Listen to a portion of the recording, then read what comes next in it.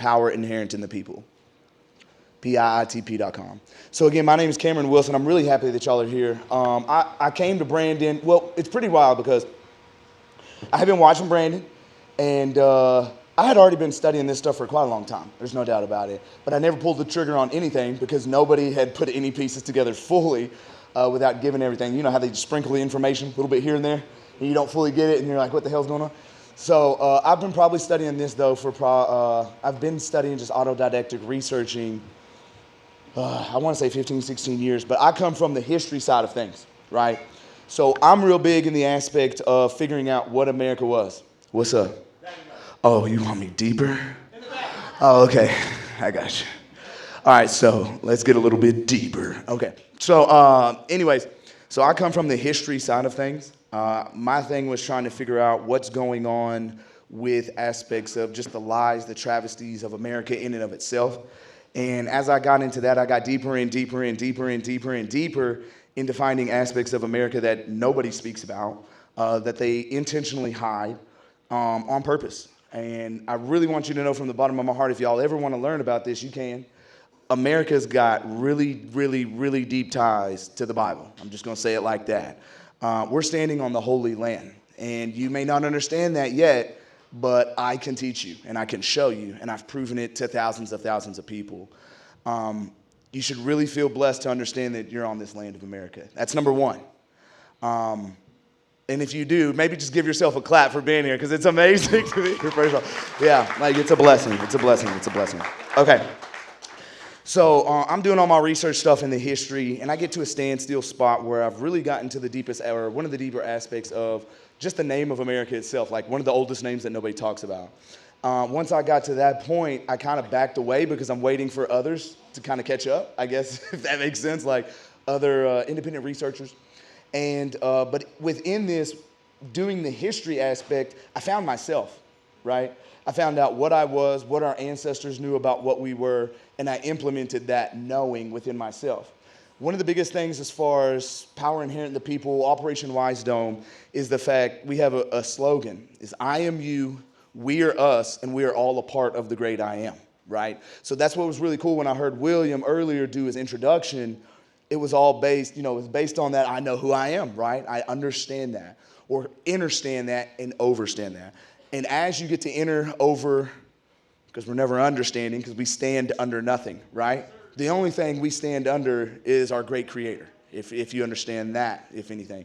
So what happens is I start figuring out who I am, how I am a creation of the creator. Just briefly, back in 2011, I'm going to walk a little bit. Back in 2011, I was still in Texas. I'm from Texas, Dallas specifically. And what ended up happening, excuse me, brother. What ended up happening is I got into a car wreck with an 18-wheeler, okay?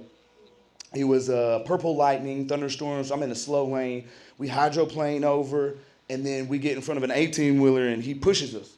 And we just spin out, right? I get in the fast lane, HOV lane. And we okay, I'm all right.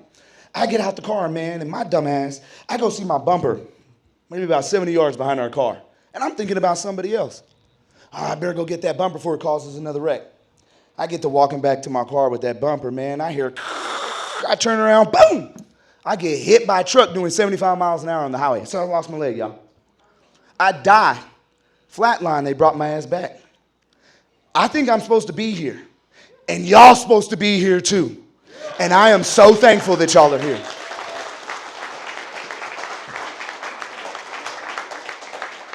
So God's really put a mission in my life. I've gone through a lot of tragedy, for real. There's been a lot of things that has brought me to the place where I'm at now. And I can't say that I'm necessarily proud of each and every one of those things, right? But the fact is I'm here now. And where I'm at, I think, and where y'all are at is growing into knowing who you are so that you can bring that onto the rest of the world for all the generations to come, right? That's what we're supposed to be. We only have a limited amount of time here. Whether we've been here before and we can remember or not, we have this time right now and we have to make the best of it for all that we have.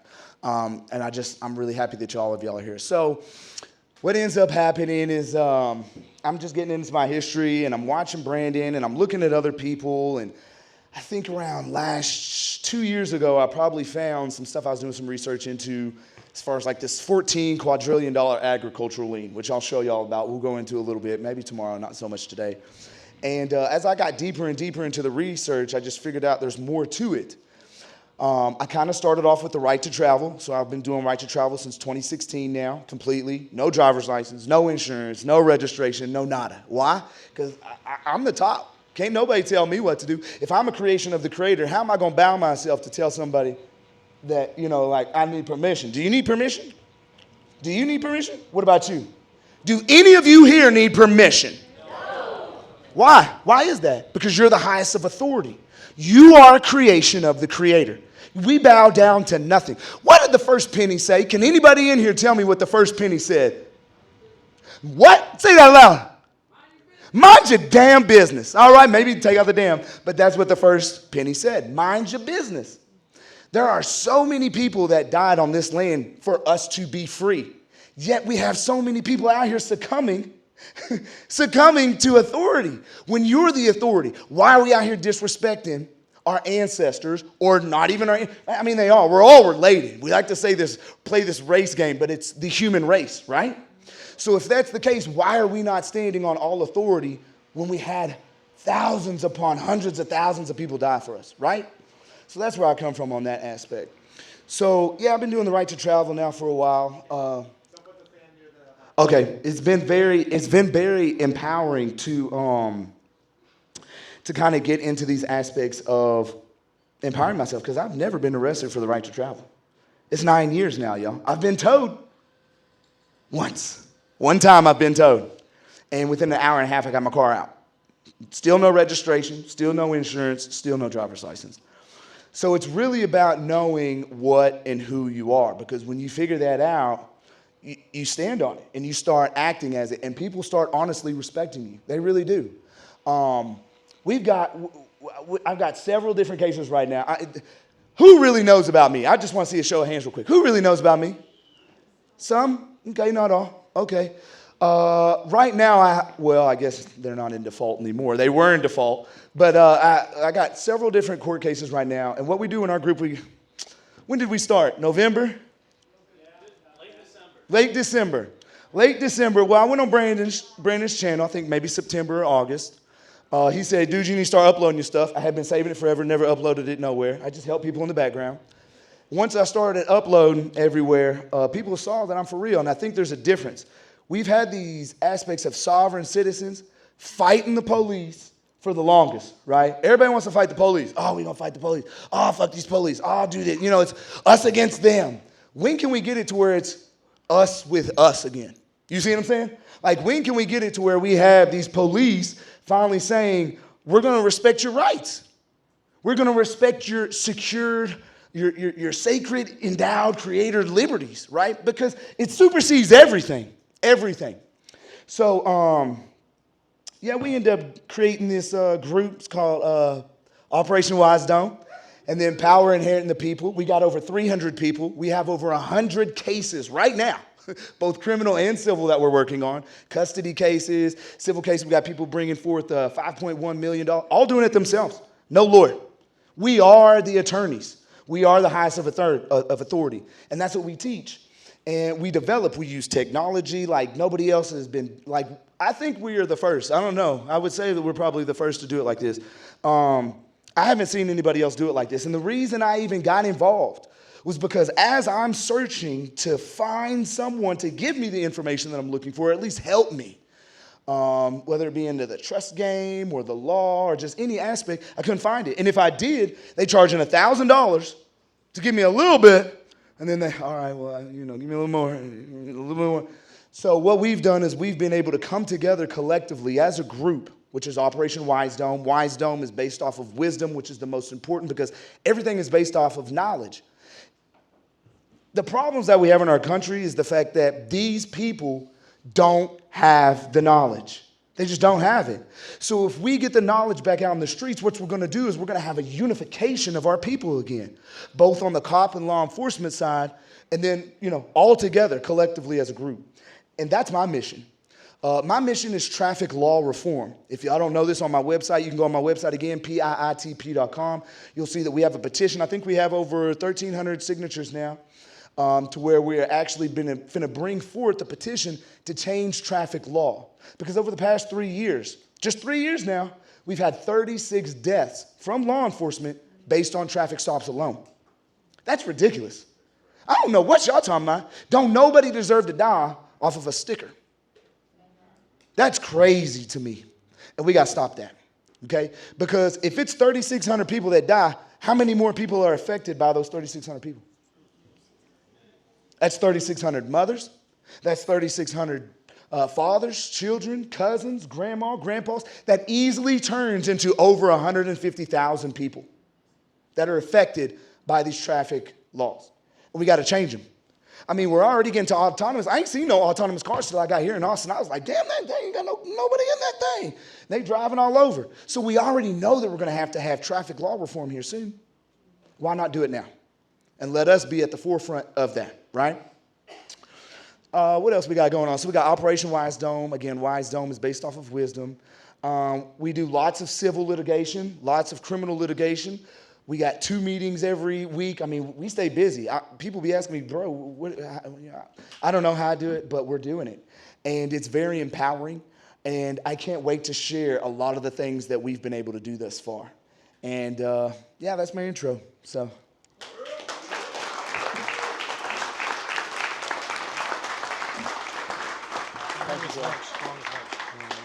So, sample question 1. How would each of you define sovereign citizenship in its historical context? Let's go with you, Joey. I don't necessarily know if there's a good definition for sovereign citizen because I look at it, and this is what I argue in the courts. By the way, Brandon and I have been called sovereign citizens a lot. What the fuck is a sovereign citizen? It sounds like defamatory language and it's disparaging. So honestly, I don't know how to answer that because I don't know what a sovereign citizen is. Brandon? Oh, I know exactly what a sovereign citizen is. Yahoo! Woo! Fuck those windows. With that said, I mean, you know, it's basically, if I had to answer the question, which I did do in my SBA brief, which only a few fucking people read, apparently. I want to go to Justice Taney from Dred Scott versus Sanford. That's where it is.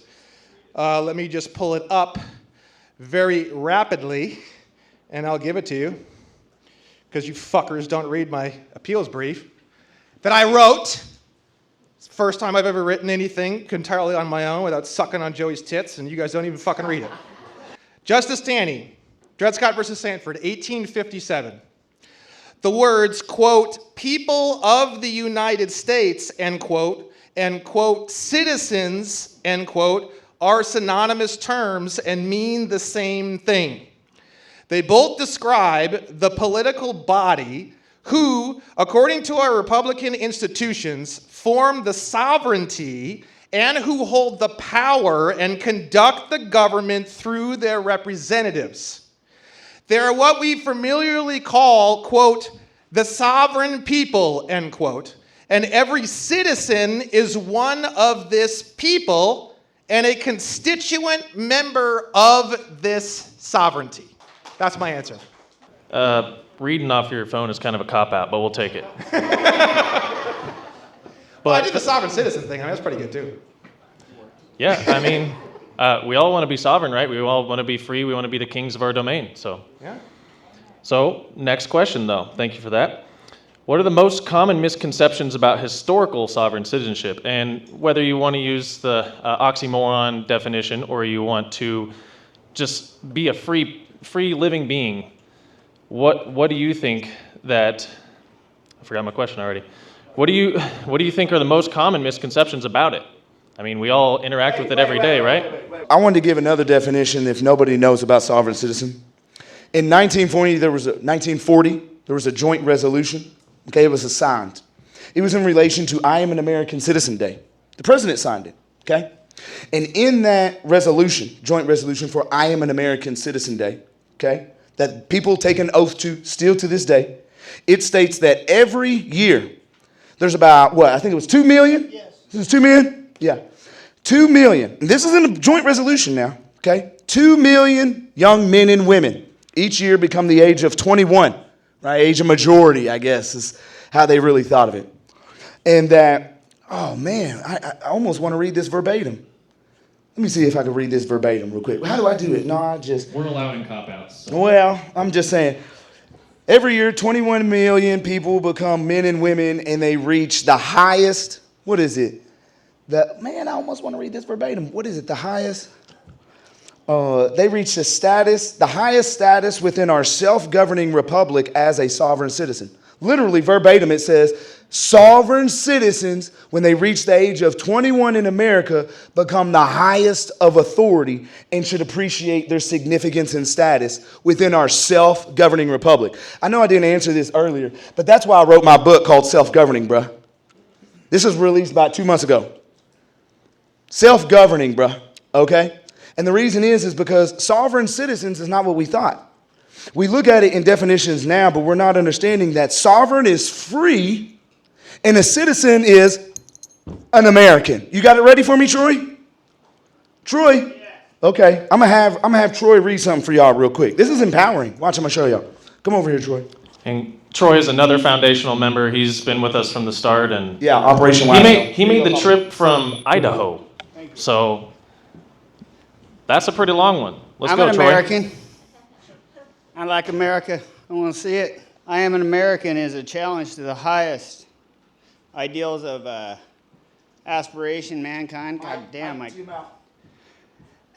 the highest ideals of aspirations of mankind to self-sacrifice and devotion, to loyalty and patriotism, to joyful work and courageous achievement, to magnanimity and charity to all, and malice to none, as we seek to uphold and perpetuate the principles of our republic.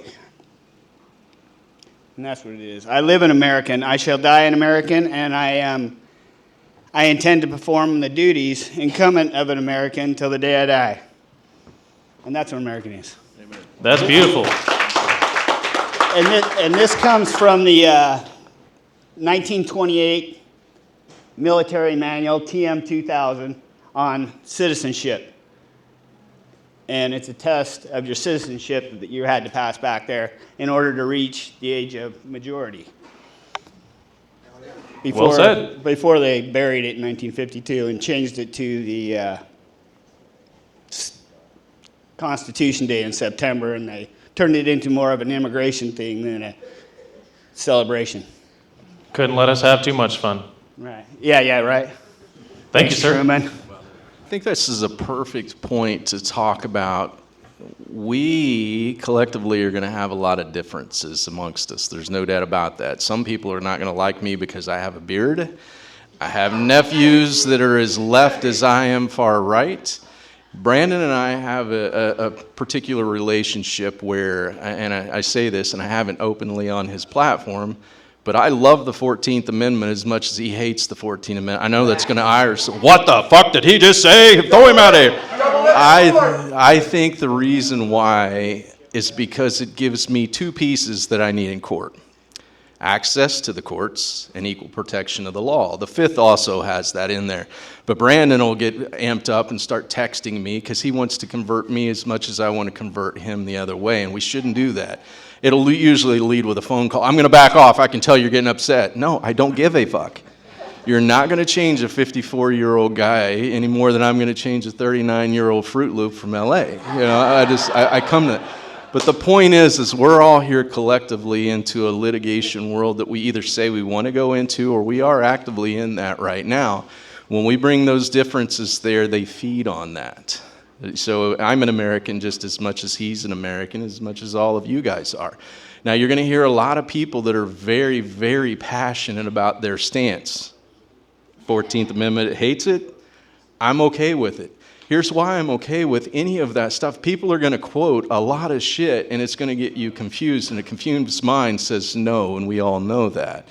So the reason why I say I don't give a fuck about reading Slaughterhouse and all of this shit. So last night we had to have cigars until 12:30. We had to hash this out, right? because this is what we have to do collectively with each other, which is, you know, what are your differences and what are my differences and why are we at that particular point and how can we help each other out with this particular movement? So I think that's important that we recognize that. And when people start quoting you stuff, that's something that they've bought into, a theory typically that hasn't been proven, and they're willing to die on that hill. Does anybody know Dave Champion? Yeah, so I've had I guess, the experience and pleasure of being able to talk to Dave at a different level. Great guy. There's nobody, in my opinion, that's better in the tax stuff than a Dave Champion. I mean, honestly, I've talked to him at endless hours as well. He had 2 suits. I'm not going to get into that, but where he's got a permanent injunction to this day. And he's not supposed to talk about this stuff. Well, there's the highest authority that he is in taxation. He's being silenced. So then, of course, I'm involved. So I said, oh, fuck that.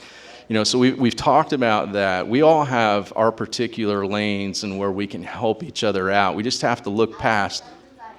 That's it, you know. And we talked about gratitude earlier. If you wake up with a shitty attitude, you're going to have a shitty attitude when you go to bed. If you wake up from gratitude, you're going to most likely have that. There's going to be a lot of stuff come at you this weekend. There's going to be a lot of opinions. There's going to be a lot of people quoting shit. There's going to be a lot of stuff, and I don't want you leaving here confused, man. I'm telling you, everybody that's here is trying to move the needle, and they're very passionate about what they are. We're going to have differences. I haven't seen anybody come to blows yet. But there's a good fuck you every now and then, you know? There's a good fuck you, and that's okay. You and me, man, this fuck right here. Yeah, so anyway, sorry for that interruption, but I think it's important to note that, because when I see somebody grab the mic and say, this says this, that's okay. It's okay to quote that, but here's where I've found that it's very important. In the courts, what I am so passionate about. Last night, what we came to, by the way, in our cigar smoking session is I'm tactical and he's a purist. And when you look at those two things, he will define you to fucking death. I'm wanting to get in and kill you from a tactical procedural standpoint because I know you're lying to me, attorneys. So he's wanting to pound definitions down their throat to show them that he truly knows the material, which is great. I've got my face painted and I got a fucking sword and I want to kill you because I know you're procedurally lying to me, whatever that is. So anyway, we have a lot of experience in this room, and I think a lot of people are really wanting to go down the path, but just don't get confused on the methods and all of those things that I think people are going to quote, especially when it comes to case law and decisions. And here's what I tell the attorneys, especially at the appellate level. Case law was made to be changed. So when you're going to die on that hill and say, well, the case law said, fuck you. I'm the guy that's here to change that case law. With us, how many months now, you think, in Operation Wisedome? About 2 months. About 2 months. How do you like it? Oh man, I can't thank you enough that I linked up with this group. I just can't thank you enough. Okay, why don't you just give a couple words about the group, what you've been doing, how you've grown, maybe just a little bit of your experience just real quick. Sure. Yeah. So I've actually been trying to exercise my rights. I have been exercising my rights. I've been getting, stopped by, traffic infractions. And so, I've gone in there. All right. Is that okay? Sorry. So I've gone into court a couple times. I've helped my daughter, my son, my wife. So a few of, actually, I guess maybe 2 of my kids haven't had a chance to go into court yet. I'm sure that'll happen soon. But anyway, so contesting subject matter jurisdiction, always getting railroaded. So the content that came in the Operation Wisedome group that has put together more of the procedural methods now, and holding the courts to their the standards, to really not give them any wiggle room on how to kind of get out from under their procedures. And so this has really been eye-opening, because for me personally, it's like I don't give a crap about your procedures. I'm exercising my rights to travel, and all of my rights. And so now, because I keep getting dragged into courts, it's now like, okay, now you guys are forcing me to learn these procedures, and now I'm going to make you pay for that. And so that's where I'm at. So, well, you file counterclaims once you get the case dismissed, and then you go through that whole process. So, anyway, long story short, Operation Wisedome, Cam, the work that you're doing, the organization you put together has really been eye-opening and very has been a wealth of knowledge for me. So, I'm very thankful for that. Now, we're very thankful for Joe because he came in and started gripping, learning, and then implementing and helping other people. I mean, he didn't even need help, so I just wanted to say I appreciate you, brother. Yeah, I really appreciate you. Yeah, he's been amazing, very amazing. Go on here, bro. So I just wanted to summarize all this. This was my thought of all of it, is that if you're going to stand on your rights, it needs to be your conviction. You can't just read some crap on a YouTube video or read anything that these guys are saying or anybody else. You need to, in your heart, internalize, believe it. Because if you go up on the stand and you try and say something that you don't truly believe, you're just, I'm standing on my right. They're not going to listen to you. So it's a test. Yep, that's exactly what it is. Like Brandon says, it's a war, and you got to go in there with all your ammo, and you got to know your enemy. Yeah. So anyway. The question that I started, and we're circling back to, is common misconceptions of this movement that we're a part of. What are they? Were there common misconceptions? I would say the common misconceptions are most definitely the aspect that they think we're out here trying to hurt people. You know what I'm saying? Financial scammers. Anybody can look up. That was really the whole point of why I titled this event, "The Sovereignist Citizen of the Land," right? The reason for that is because they've been attacking that with this movement for so long, trying to make people scared of being free. That's what trips me out. Like, how you going to sit here and try and make people scared to be free?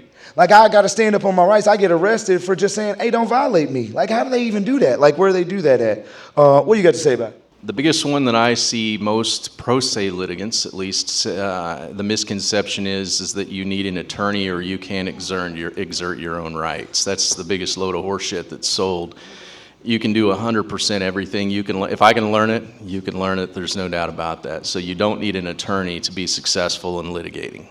For me, it's just you're going to get your fucking ass beaten to death. It's going to happen. It will happen. I am living proof. He's 45-0. I'm riddled with fucking bullet holes, okay?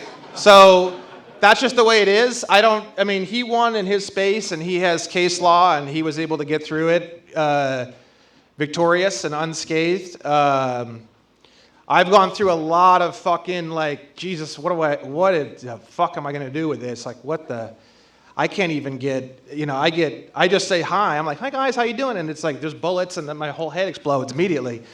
So, trying to navigate that and that kind of thing. I've seen a lot of cases that have been shown, and even some judges have fucking listed certain cases against me to try to throw my case out. And you don't see anything else by these people. I think it was like Sneed versus Chase was the last one the judge used to throw my case out. Mr. Williams' claims of action and claims appears to be very similar to sovereign citizen, just like this case, Sneed versus Chase. And Sneed versus Chase doesn't look anything like anything I've ever said in any case. So it's just like, oh, he looks like a fucking deer, shoot him, you know what I mean? That's basically what you're going to experience. And there's a lot of people who, they do it one time, they feel bad, everyone becomes a child blood-drinking, Masonic fucking, Baphomet, and then that's the justification to walk away and never go back, and then they just have a a sour taste in their mouth, and they just, of course, and it's all fucking Baphomets and And I just think that's sad because you're not gonna. Besides Joey, if you want to win all the time and do credit stuff, then that's easy. But most things are not gonna go like that, I don't think. And I think Joey is just in a really exceptional, very unique situation, and I've never ever seen any other example where someone just fucking kicks ass right away. In fact, it's the same way in every area of life. You're not going to see a UFC fighter get in the ring and win every single thing and do every single thing. And the bar carts, I've had 5 or 6 or 7 on my platform. The first thing they tell me is, Brandon, the first thing I had to figure out when I came out of law school was how to file a lawsuit. Every single one told me that.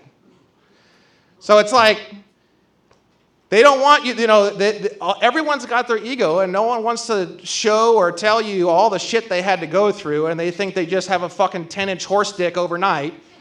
And that's the problem. It's they didn't. And they pretend that they do because they want to seem cool like 007 James Bond, and it's just like bullshit, and it doesn't connect to people, and it just fucks everything up because now they're like, oh, well, shit, I can be fucking 007 James Bond just like him. And they go in, and then they've got 8 horse cocks in their mouth, and they're getting decapitated. And there's someone shitting down their throat while they bleed to death, and they're like, this is not what I was told. So, I just think that you guys should really be ready for that. And for me, I think the biggest thing is just learn to enjoy the process. Learn to enjoy the process of raising kids.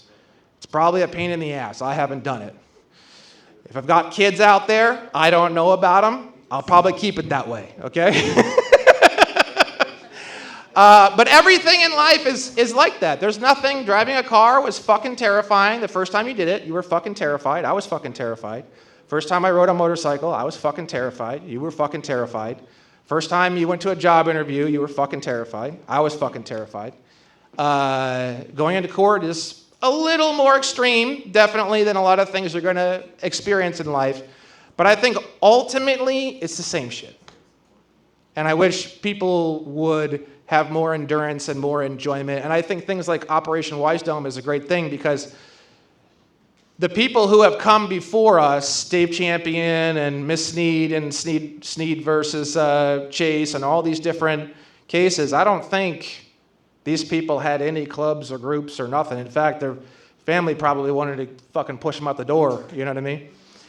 So I think that's super cool, and I think that that's really the only misconception, really. I mean, if you want to boil all the misconceptions down to just like one basic misconception, is that magic letters.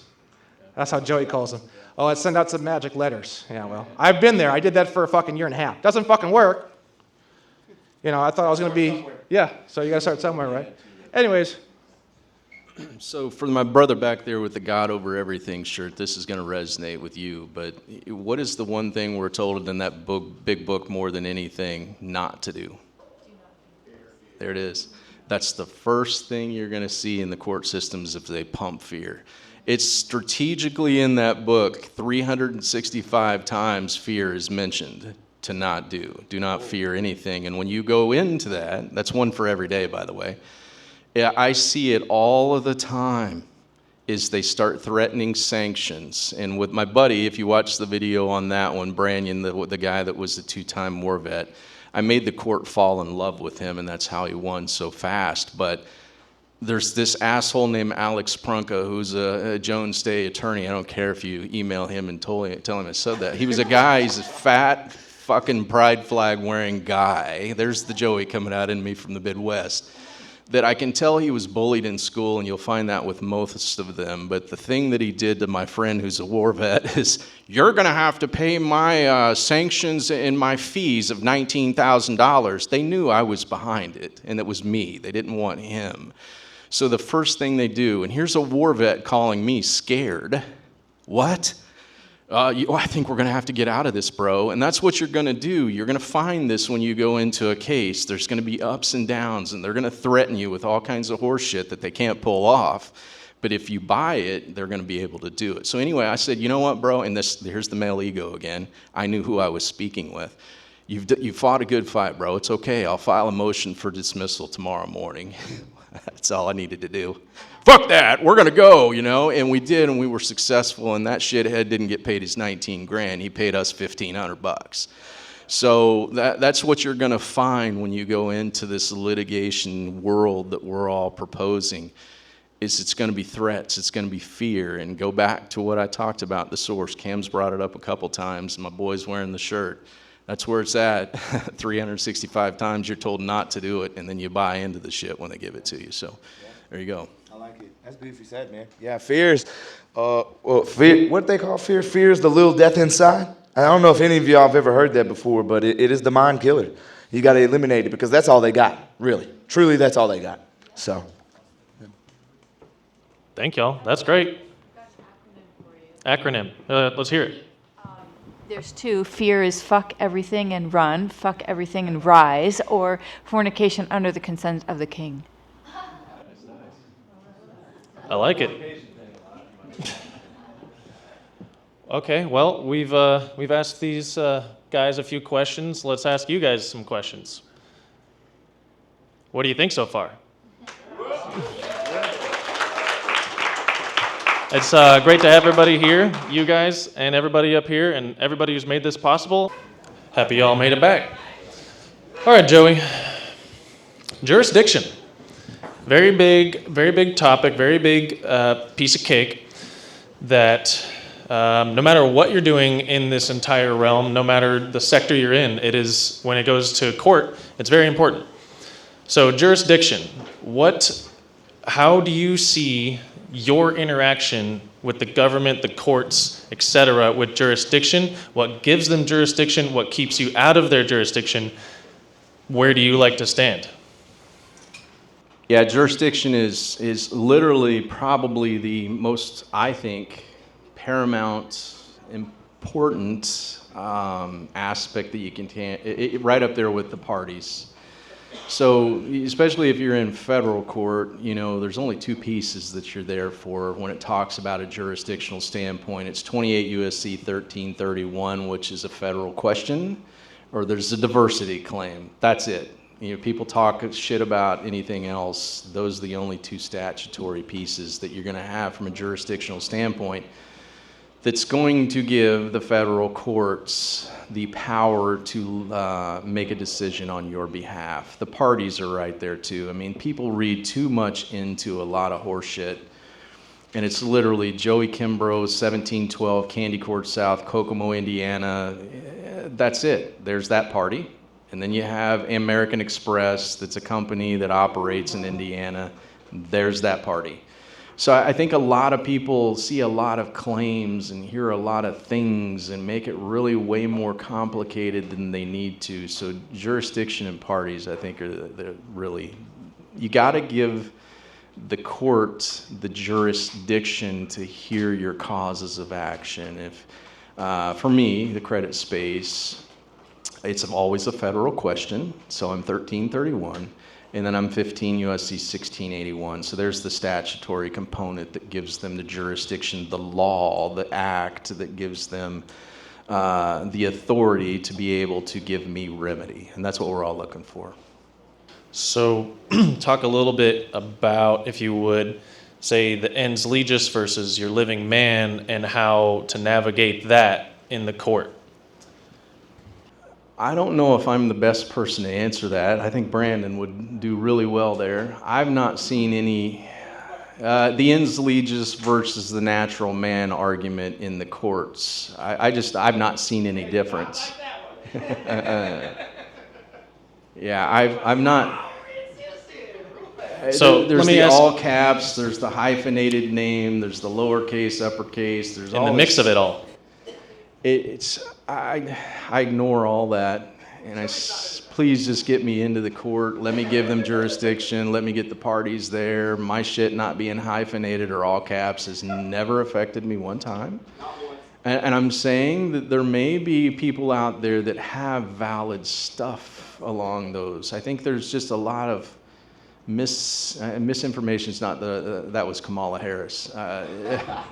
I think there's just a lot of stuff that's out there that's really throwing people off the path, man. Just let me be in the game, let me play, and I don't care how I'm there, just don't throw me out. And I'm not going to get thrown out because my name is not listed all caps. Now, I know Brandon wants his, rightfully so, trademarked name in there and all of that other good stuff. So there's reasoning behind that, I guess is what I'm getting at in a long-winded way.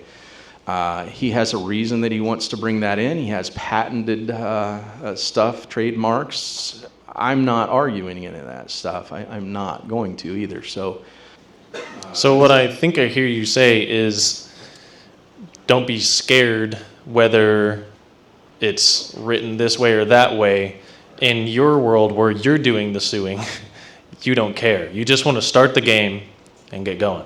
I've never seen it matter one time, and I've never seen anybody say because your name is not in all caps and you're in commercial. We understand all of that, just like we understand that the judges and the lawyers are doing all of their nonsense and it's a corrupt environment. We already know all of that. So we don't have to go down and let them know that we know all of that. So I don't spend any time on all caps, ins, any of that stuff because I've never seen where it's mattered. But I'm saying that with the disclaimer that maybe somebody out there way smarter than me has had that.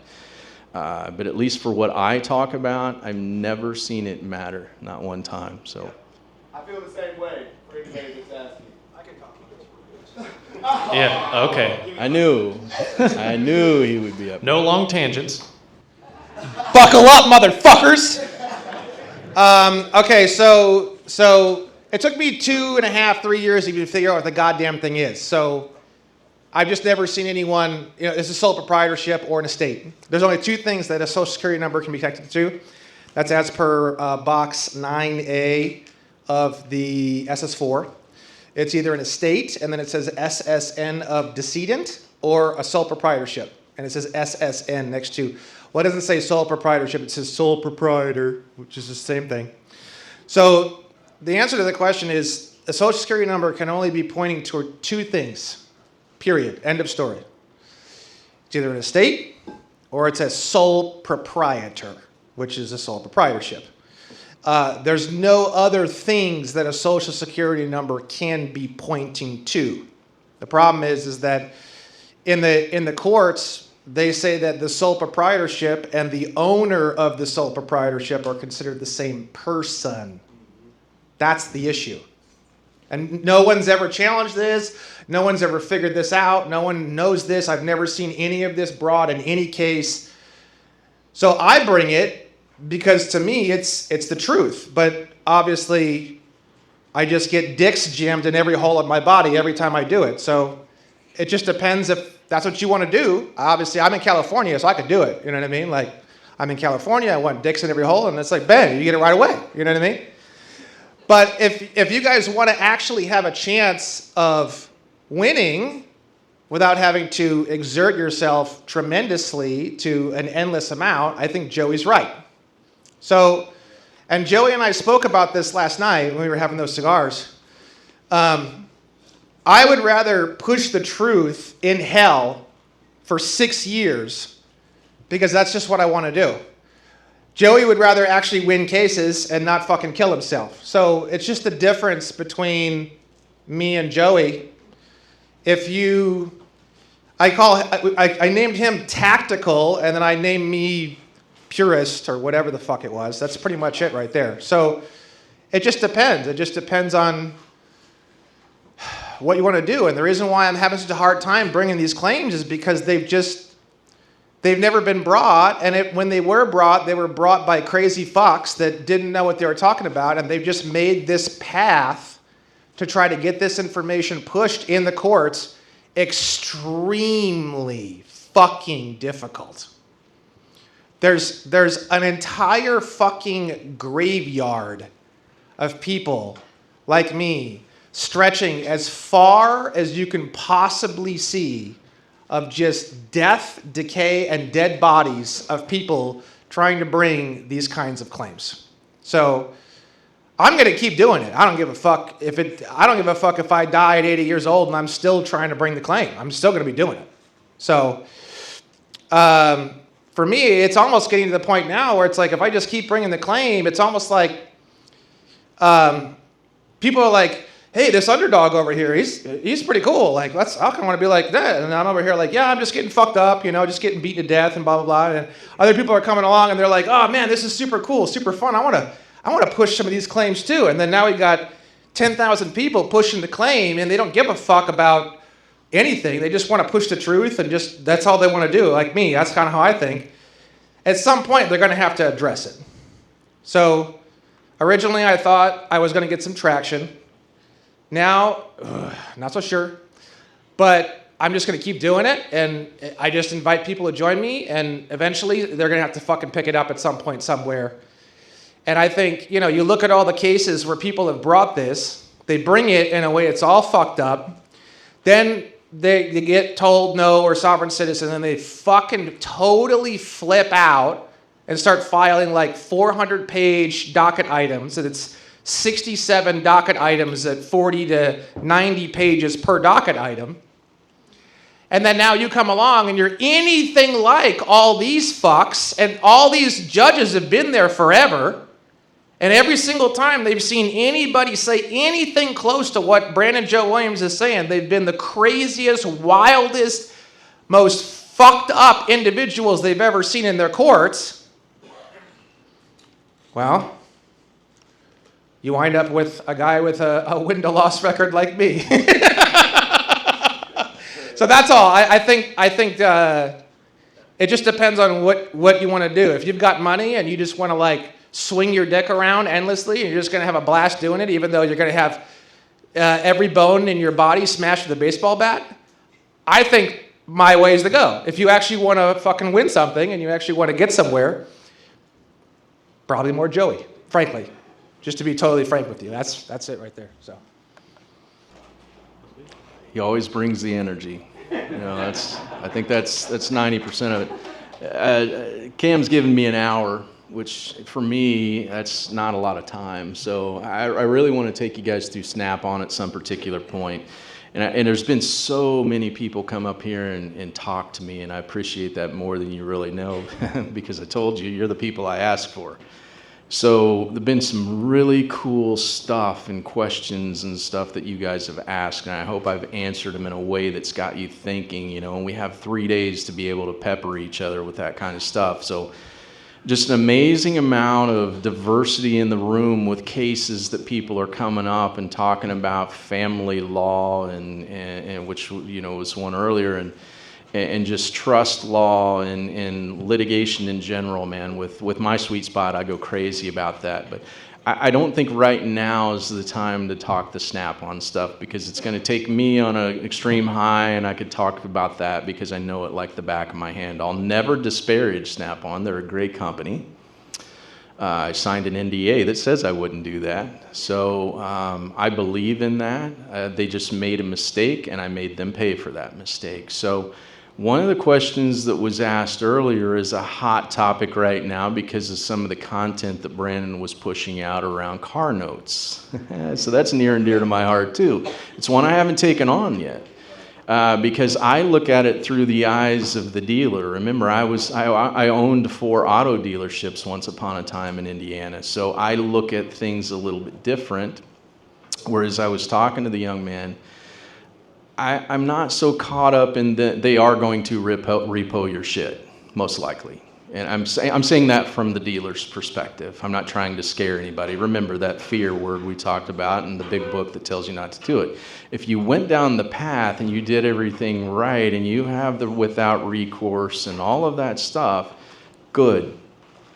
But where I would focus, again, as the dealer, and I'm going to give you the dirty laundry on what happened to you behind the scenes, and I'm going to admit this, and I'm not saying I did anything wrong, but I was barking at my sales guy that I want 55 fucking cars sold this month, and then he was taking that message down to the finance guy, and the finance guy and the sales guy were giving me exactly what I wanted. And when I exited it, I was selling 55 cars a month. But here's what I was doing to you. The box up at the top of this is where you should all be focusing, and that's the Truth in Lending Act in action, otherwise known as TILA. It's 15 U.S.C. 1605 if you want the statutory reference and you want to start looking at this. Because when you're up there, there are 3 disclosures that Joey Dealer was supposed to have put prominently throughout the deal, and I promise you I didn't do that. And here I am sharing that with you. And I was telling people to not necessarily not share that with you, but you were not seeing the 3 disclosures that state law said you were supposed to see and federal law that I just referenced. So look in your state and find out what the repossession laws are first and foremost. So I'm kind of segueing into that. Let's just say the inevitable happens. I've had a couple of those where somebody's trying to repo my shit, whatever that is. Look at the state of Indiana, or your state, keyword, and find out what the repossession laws are. And now I'm going back to the dealership side again, and I'm saying, I know that when I repoed your car, what I was supposed to have done. I'm going to take it down to the lanes, I'm going to run it through, I'm going to sell it, and whatever the difference is, I'm supposed to, here I am again, supposed to send you a notice telling you what the difference is, and that's what you're on the hook for, not the entire note, which a lot of you probably have heard. So I now violated Indiana law again. If I did that, I'm not admitting shit, but if I did that, I violated Indiana law by taking your car, which I used to put the kill switches on the cars and the whole thing. If you didn't pay, I'd shut it off while you're in the Walmart parking lot. I was the guy. You know, here I am telling you kind of what the game is behind the scenes. You got to look at it from the dealer's perspective and the protection that you're trying to do for your business and all of that. I'm not giving anybody a pass. I'm putting all the dirty laundry out there, and we're talking as a group.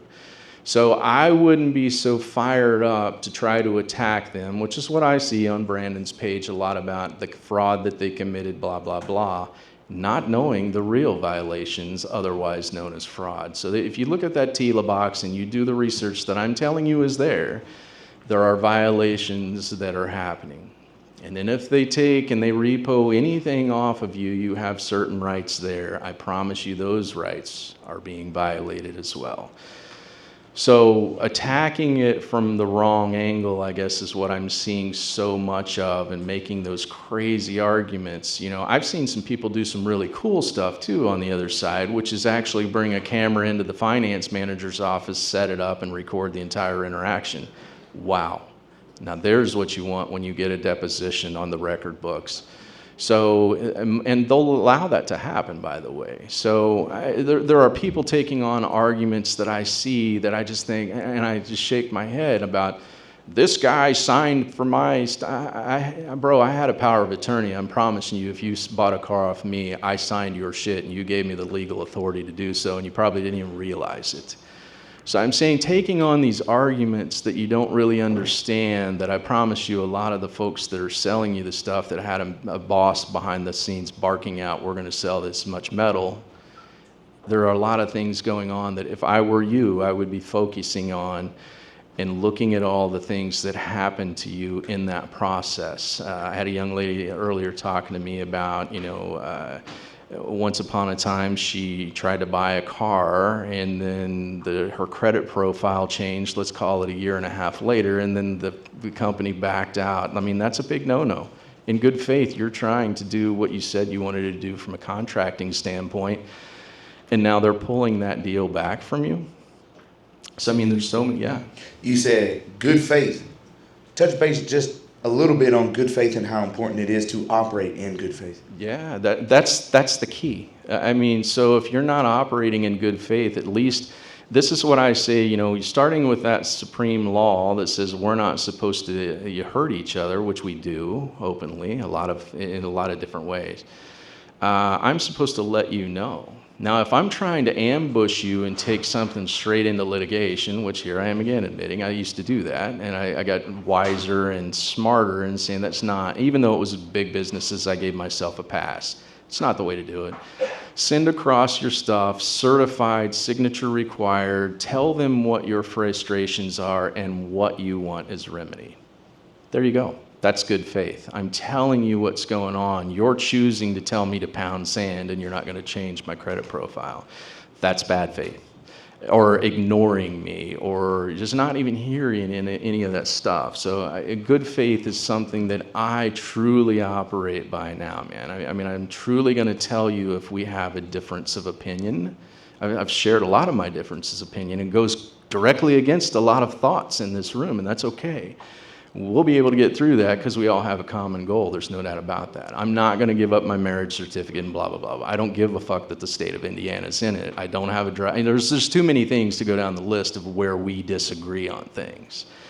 So the commonality comes in whenever I'm on the side of the road. How do I handle that when the interaction happens? I talked to a gentleman earlier. It's a retired police guy. So it's awesome. It's awesome that we can learn off of each other. I'm not going to get my face smashed in, windows busted out, kids scarred for life. I have 2 grandbabies, and they're going to see me operating at this level, not getting my shit tore up. So I'm going to take and he's standing on his rights, and he's getting his ass beat in front of his 4 little kids in the back seat. He's a dumbass. That's not standing on your rights. That's stupidity. Take it into the courts, beat the shit out of them, rub their nose in the carpet because they pissed on it, just like you would your dog, and truly do something for mankind overall. Getting your ass handed to you in front of your family who are going to be scarred for the rest of their life is just, I can't even comprehend that. It's okay. There are people that really think that that's good too, and I'm cool with that. You know, so there's going to be a difference in how we all handle things, and I've heard that. I've literally had 20 people come up, which again, I appreciate that, and shared your stories, and it's awesome to hear. Here's how I would do it. Here's how you're doing it. You're going to be successful if you continue going this path, whether you do it my way or not. I mean, it's just, I think there's so many things that are happening in this world that we have so many opportunities to move the needle, and I think the courts truly are it. I may be wrong, but I think that's where you make the biggest change, and you're not going to go in there like an asshole barking out orders and throwing out all kinds. I see those manifestos, I call them. It's crazy to me. You know, we've said that earlier. So, yeah, the whole car note thing, I would love to do a deep dive on that. If anybody's got questions at all, this would be a really cool time. I don't want to dive all the way in. It's not going to be fair to Cam, who wants to jump up here soon and kind of go through his stuff. I really want some time for Snap-on, because that's where I'm going to give you the most impact to say, here's what I did, here's what you could do, and how you'll be successful. But the car note thing, I think that's something that I know a lot of eyeballs are seeing that now, because Brandon's done some really cool stuff there. A lot of people jumped on board, and now it's like, here we are post that, where it's a few months down the road, and a lot of things legally are happening now. And I'm seeing mistakes there happening, and I'm seeing some cool stuff where people are filing federal litigation, and they'll naturally reach out, and I'm like, hey, just do this, that, and the other. But if you guys have questions, man, that's where I can maybe at least give you my perspective from a dealer standpoint. I'm not saying it's the right standpoint. I already told you I'd bend you over back in a past life. So I want you to be able to ask me what I would do in this instance if there are any questions. If not, it's cool. We can move on. Yeah, bro. The question was being able to change the terms, I think, of the contract if you Hold on. took it home. Let me get it to where he can ask again where it's loud for everybody. Okay, That's cool. okay. Yeah. Right. I think I got it, though. Yeah, just preparing yourself ahead of time, asking for the contract, and seeing what you can do to change the terms on that to set yourself up for success once you do get into litigation. Yeah, 100%. It's all about preparation and anything. That's why I'm anal. That's Brandon, we laugh about it now. But I don't think he saw the silver lining once upon a time, for 100% accurate on what it was that I was doing, building the evidence and stuff. I'm not saying I'm intentionally going into an auto dealer, and I'm not saying you're saying that either. What you're saying is, yeah, I want to go in and do that videotaping in the financier's office or whatever that is, or see the contract. You do have federal and state that's going to tell you you have a right of rescission for 72 hours or whatever that is, depending on where you're at. So you can literally back out of the deal within the first 72 hours anyway, and you just got to send them the letter that in the moment that it hits the post office box, it's been served, is how the legal system looks at that. So if you find something after you leave and you want to re-up the terms of that, yeah, but absolutely you should be able to do that. You know, if it's something that you see that's drastic that's going on. But I think what a lot of people want, and I think this is the perception that a lot of people have about us, I didn't deal with this, is that people want free shit, you know, because there's been the whole talk about, well, I'm going to go in and there's the infinite money and the federal access. I didn't see that. I'm 100% upfront about that. I didn't have access to the Federal Reserve window. I'm not saying that credit acceptance did not. So I think there's something real there, only because Brandon's seen that there are banks and stuff that actually do have access. So I got to believe it's real. What it wasn't in my world. So If you saw something that was going on that you wanted changed on the deal, absolutely it should be rewritten. I don't think they're going to be too open about, which could be good for you. So they're not going to want to rewrite the deal. It's just going to be a pain in the ass, and they have to deal with the state and all of that other stuff. So they're going to try to flex on you as much as they can to try to not change any of the terms of the deal, just because it's so much of a pain in the ass in dealing with the states, like I said. So that sets you up, I think, in my mind, where it goes for the potential and a win there from a litigation standpoint. Because here we are again, you just ask it, and here you are. You're telling them in good faith, here's what's up. Just like I tell Experian, here's what you're reporting wrong on my credit profile. I've given them the opportunity to give me the remedy, which is to fix what we were ultimately wanting to do, which is a car deal. So if they're not allowing you to do that, they're setting themselves up to give you grounds to be able to have a cause of action. So when you know that, it's like, okay, cool. You know, or I spend a lot of time in that TILA box up there because I know that's where the good's at. If you want to truly, you know, move the needle as far as against a dealer, they're not giving you the three. I don't care who it is. You can tell me that. I'm not going to believe you. The three disclosures they got to point out. It's got to be predominant. It's got to be in bold. It's got to be a certain typeset. Blah blah blah blah blah. So that's not happening. The terms of the deal are always fucked up. The interest rates are wrong. The overall payment structure is wrong. I'm giving you all the sauce to say everything in that box I would question 100%. If gap insurance is involved, there's a whole other issue in itself right there with, you know, gap insurance and stuff. So yeah, I would look at for me, that's the low-hanging fruit, because I know where the value's at in that. But to your point, yeah, we could definitely change something. They just won't. It's just like Experian's not going to change anything that I send across, or Snap-on or Amex. They're just going to completely ignore me, which is ultimately great for me because it gives me the grounds. I've given you the goodwill. You just told me to pound sand. Now I can do my business. I got, you know, so. Look at what the card deal is, though, man. I think that's where you're really going to move the needle. What is it? What is it you were trying to do? How were you trying to contract? How were you screwed in the deal on the contract? And I promise you were. So I'd look at it through that new, fresh set of eyes. TILA is where it's at. Going a bit further, and then maybe there'll be some questions around that. Let's just say that there is an issue with a payment and stuff because you probably are not making payments, is what I see a lot of people not doing because they paid it in full by the signature, all of that. I get it. I'm with you. But that's going to hit your credit profile at some point. Guess whose world you just stepped back in? I love this. So when it hits your credit profile, now you have the grounds there to pursuant to another federal statute, the one that I love so dearly. And then there's the opportunity there too for once the collection company comes, and they will. You know, I've told a few people this already. This is I love this.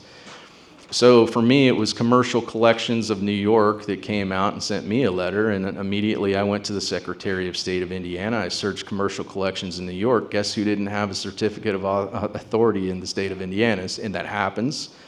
So 9 out of 9 times, I can say this with confidence, if anybody comes after you for anything, the chances are very high that they don't have the authority in your state to be able to do what they're saying they can. There's those presumptions again. They're sending you stuff and trying to get you to contract. My favorite one from a 1692 standpoint, now we're talking about Fair Debt Collection Practices Act, is they'll call you and try to get you to opt in.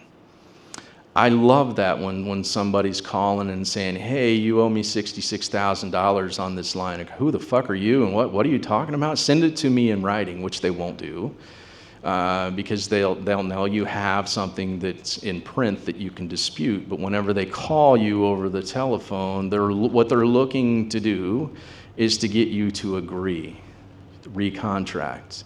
And they can. As soon as you say, yes, I am Joey Kimbrough. Mistake. I don't know who you are. You sound like some Indian cat. I don't like you guys. Whatever you say, make sure you're telling them to send you something in writing. So that's a big one too. So there's just so many things from the car deal that can give you the upper hand if that's what you're looking for whenever the shit hits the fan, if the shit hits the fans. Not to be scared about any of it, but to be able to exert your authority moving forward with some of those things that I just told you. If you know those things, you can go back. Let them take the car. That's the greatest thing in the world for you. And they sell it. And go study your repossession laws. They're there. And I guarantee you they violated things. So, yeah, any of that stuff around payments and credits and stuff, once it hits your profile, you start disputing that stuff. Now it's like, I was telling somebody earlier, it's like I had $154,000 of Amex debt across 6 credit cards when I had 4 dealerships. I'll let you guess if I paid that. My mother-in-law is in New York City, Brooklyn, born and raised, still has the accent, living in Indiana. But Faye's got all this fucking money from all this litigation. They sue everybody. They sue the New York City fucking fire department. That's what we've been trained, that litigation is bad. That was a horrible impersonation. If anybody's from New York, I'm sorry about that. But it's so real, man, that litigation is not bad if it's done the right way for the right purpose. And I'm the first one to say, don't go out and sue everybody. I've been down that path. It's not good. Let anybody know what's going on.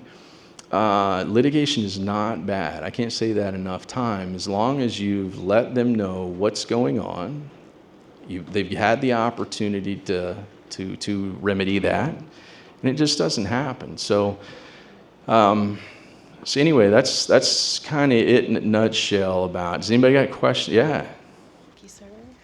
So I was denied service at the dealership for signing without recourse under my signature, and but I was accepted by Capital One or one of the agencies, but they wanted me to change my signature, and we kept mentioning the TILA Act, and they can't tell me, they're not attorneys, they can't tell me how to sign, and so I asked for a denial letter. They refused to give it to me. They said it would come in the mail, which it did. I'm afraid to do litigation. My friends are telling me that I should probably do that, and so yeah, that just signing without recourse is kind of what set me off. Yeah, what happened there? It's interesting that Capital One was the one that said they would fund the deal, and then the dealership was the one that backed out on it. It said that that's horseshit. The bank, and they had without recourse under their signature, so I was kind of. So you're like, just why following can't I suit. have that? Yeah. Yeah, It's one of those things where when we're trying to contract, the terms of the deal are kind of, in the dealerships, we actually, Brandon and I, there's a guy that's in his group, guy, that's going through a Harley deal in Portland, Oregon, kind of similar thing, where Harley-Davidson Finance said okay, and then the dealership called and said bring it back because he'd signed kind of the same way you're talking about. So it's one of those things where, man, I wouldn't want to give you be ready for the uphill battle. A young man asked me earlier about, well, should I give my social security number? And I would just tell you this, me being the dealer, if you didn't give me the social security number, I'd just say, hey, bro, we just can't do business. We can't break bread. If they're telling you that you can't sign it without recourse, they already know what you're doing there. The same thing they're doing, which is they're not liable for anything thereafter as soon as you do it. So they know what you're doing, they know what's going on there, and they're trying to avoid that, because here's where the dealership, now it's kind of clicking for me why they stepped in. We're under the scrutiny of the lender, so that's going to be a bad car deal against the dealer. There's no doubt about that. The dealer's going to have to deal with this, and it's going to probably affect the terms that they have with Capital One. For me, credit acceptance, I had a pool of 100 deals that I had to do, and then I got a bonus off of that, and it's usually about $25K or more. So if so many of those deals go south, and I have to, do things. So I'm going to step in as the dealer, like they just did there, and says, "Nah, you can't sign like this." They already know that the shit's going to hit the fan. But to your question, do you have a case? Yeah, it's all in how you build the case, how you present the case, very well knowing how you're going in. What are the grounds for that? You should be able to contract. So you have to think through all of those and get your causes of action in order. To say again, we're back to who are the parties. You already know who those are, you and the dealer. What is the jurisdiction that's going to give you give the court the authority to get you the relief you want? What is the relief? Have you thought through that? You want the car outright? So I'm putting you on the spot. I already know the answer to that. So it's like you got to be able to go in there and say, hey, because of what they did illegally, I was violated, my rights were in some capacity, and here's what I'm owed as a result of that.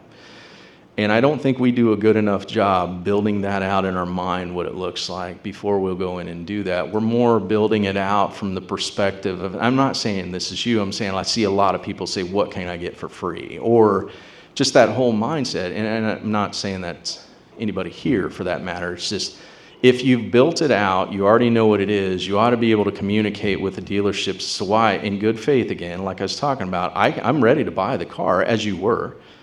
I came in, I was ready to do a contract with you, and just because of the way I signed that, you threw me away like I'm a piece of trash kind of thing. So you have something there that if you built it out the right way, now it might be an uphill battle, like Brandon's arguments and stuff. But because I don't see anything hitting your credit report, or I don't see anything crazy like repossession laws, because they didn't even allow you to take delivery of the vehicle. They just said, I don't think, did they?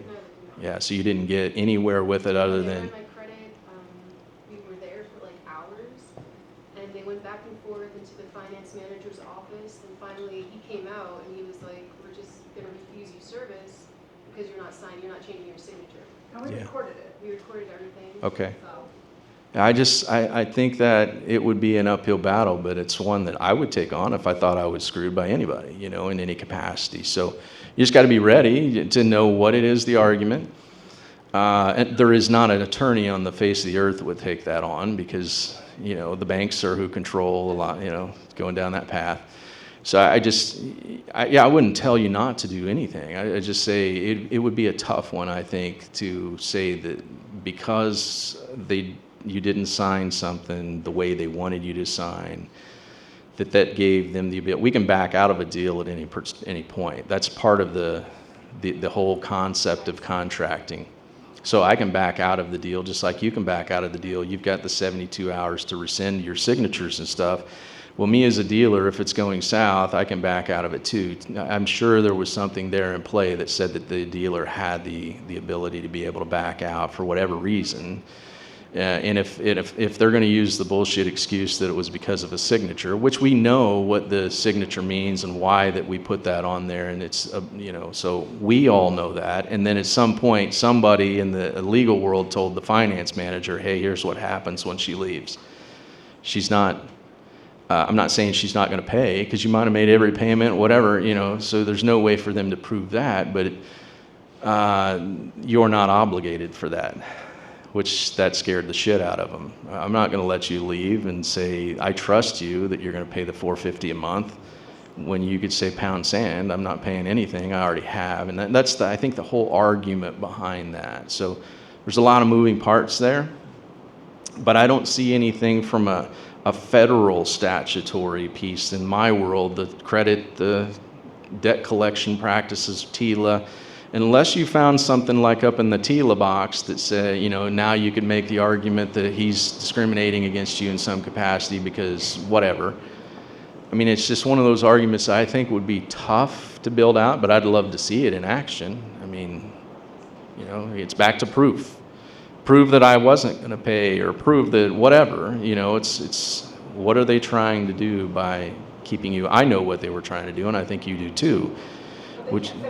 No, they're not going to say that. Yeah, they wouldn't say that in court. They'd have a bar card that would be doing everything he can as an advocate to smash your complaint and get it thrown out, dismissed, 12b-6. No, you didn't have any right to bring the cause of action. So I think that's where they would go. But it's one of those, state court's cheap. For me, it's about $150 in Indiana. Federal court's $405, $420-ish, depending if you're in Indiana or California. So it's $400-ish. So if you want to roll the dice, and try it in state court, there's some stuff that I know Brandon's wanting to build out that I'd like to be a part of in small claims too, which is another avenue to look at for a lot of stuff that we're talking about. Small claims is everything we're talking about in infinite speed. And with Indiana, again, $10,000 cap, you guys, it may be different. I've seen 6,000, 12,000, but it's somewhere usually in that low five-figure kind is the cap, the jurisdictional limit that you have in small claims. I used to play in that all the time because I had 14 rentals, so I was always suing one of my tenants. So, and it was fast. I mean, it's come in, present your stuff. There's you can do a jury trial if you want. It's kind of hokey. I mean, it's 6 weeks down the road usually, but I'm filing an eviction notice, quick after that. I'm saying all of this to say that's another avenue. I love federal court like it's my own. State court's right up there, which small claims is a part of state court. So depending on where you want to go, what your capacity is, and what your arguments are, small claims is definitely something to look at, especially from a credit standpoint. And crazy enough, I've not tested that because a lot of the claims are north of the jurisdictional limit of 10K. If I'm asking for that, that's the first thing they're going to do is throw out my cause of action because I'm above the jurisdictional limit. It's horseshit, and I know that. But if it's something where I'm just saying I've been damaged from a credit standpoint and there's really not a dollar value that I'm purporting, I think I can get stuff moved like real fast. So I'm thinking about that. But I like the federal aspect because I always go in, for me, for damages. And I like those federal claims. I'll just stare at your pretty face. Don't worry about it. Thank you. Okay, so in December of last year, I helped my partner get a car, and he really needed a car because his car was, anyways, he needed I wish I would have known you when I was in my 20s. That's what I needed, was the guy that bought me the car. I'm playing. So he signed it, paid for the order of, in his all caps name, by semicolon, signature, comma, agent, and they asked, what's that, like with that request, they looked it up and they still let him sign it, so that was really cool. And then within that month, they came back and said, you have to re-sign it, but he corresponded through email and we recorded all the phone calls and all that stuff, so everything's been recorded. And he said, are you trying to give me legal advice? And then, they came back and he didn't hear from them for a while. And he also he gave them a virtual address, and he still hasn't checked his mail. But they tried to come back and tell him that you haven't been approved, you have to return the car, come back, we'll put you into something else, bring the car back. And so there was that, but he didn't want to bring the car back. He's not gonna, just hand over the car. And so we're camp hosts, and we volunteered at a state park. And one of the state park rangers pointed out that our registration, we didn't know that registration was expired. We paid no attention. And this was in California too. And it's still expired. And they made a big deal about it. They're like, oh, you have to get it registered and let us know as soon as you give us a confirmation number that you registered it, because it's been expired. And we don't want to get pulled over because as far as I know, the cops have more claim to the car than we do, rights to the car, because it's still registered. But we went to the DMV, and the DMV said that there's no record, it's still pending. So we weren't even able to get it registered or update. We were willing to pay the registration, but yeah. So we don't know what to do. I got this one. Let me just say one thing real quick. So there's a lot of shit on this. I've heard tons and tons of things from all sorts of different people. There's banks that it says pending, and they're pending the loan, and it just sits there. And they call in, nobody knows, everyone's confused, nobody has a fucking clue. Everybody's running around with their heads chopped off. You go on the DMV, none of them have any fucking clue. Everyone's lost their fucking mind. We don't know. I have no idea. There's so much craziness and so many people and so many things. They, for all I know, they just say, fuck this. Everyone says fuck this. They jam it in a drawer, and that's the end of it. And nobody ever sees it again. I'm not even kidding. And you're just driving around, and it's just never going to get processed. I mean, that's just, everyone sees it, and they go, fuck, you going to do this? Fuck, I don't even know what the fuck this is. The guy said he's an attorney. In fact, oh, don't call that guy. You know what I mean? You don't know, So the thing is there's just so much craziness with this, and these guys have never, ever seen anyone do this. And they're all stupid as fuck. So I've talked to bankers with like 30, 35 years of experience. Hey, I have a question for you. What's a negotiable instrument? It's like, oh, yeah. I heard about that before. Oh, yeah, totally. Oh, yeah, that's like a security. That's a security, right? It's like, motherfucker, you've been working for the bank for 30 fucking years. Makes me want to just take like a claw hammer to their fucking face. You know what I mean? So I don't want to get too many peppered different questions where it's like, well, this and that and this and that. Yeah, we're going to keep seeing a lot of that. There's going to be a lot of fucking weirdness, a lot of chaos. You're going to see shit where they just stick it in a drawer and nobody can ever find it again. Well, fuck it. Drive the car around until someone cleans out the drawer in fucking 7 years or something. I don't know. I mean, that's, that's basically it right there. So my solution, the workaround, I have a private trust in my all caps name, the way that Brandon in his 2.0 course showed me how to do. So I'm thinking about just getting the DOT number, what is it, Lusty? What's this?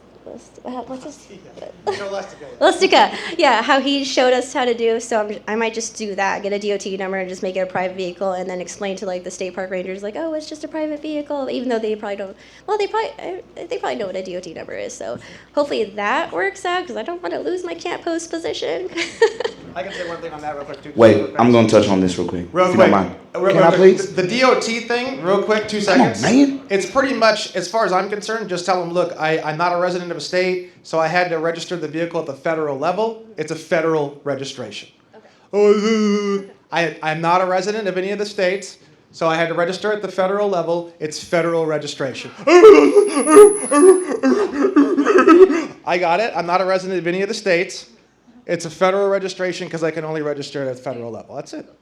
Very cool. And if you need to say it 7, 9, 14 times, or they come back the next day and they go, did you ever get that registration done? It's like, oh, good to see you, Bob. Wow, how you doing, brother?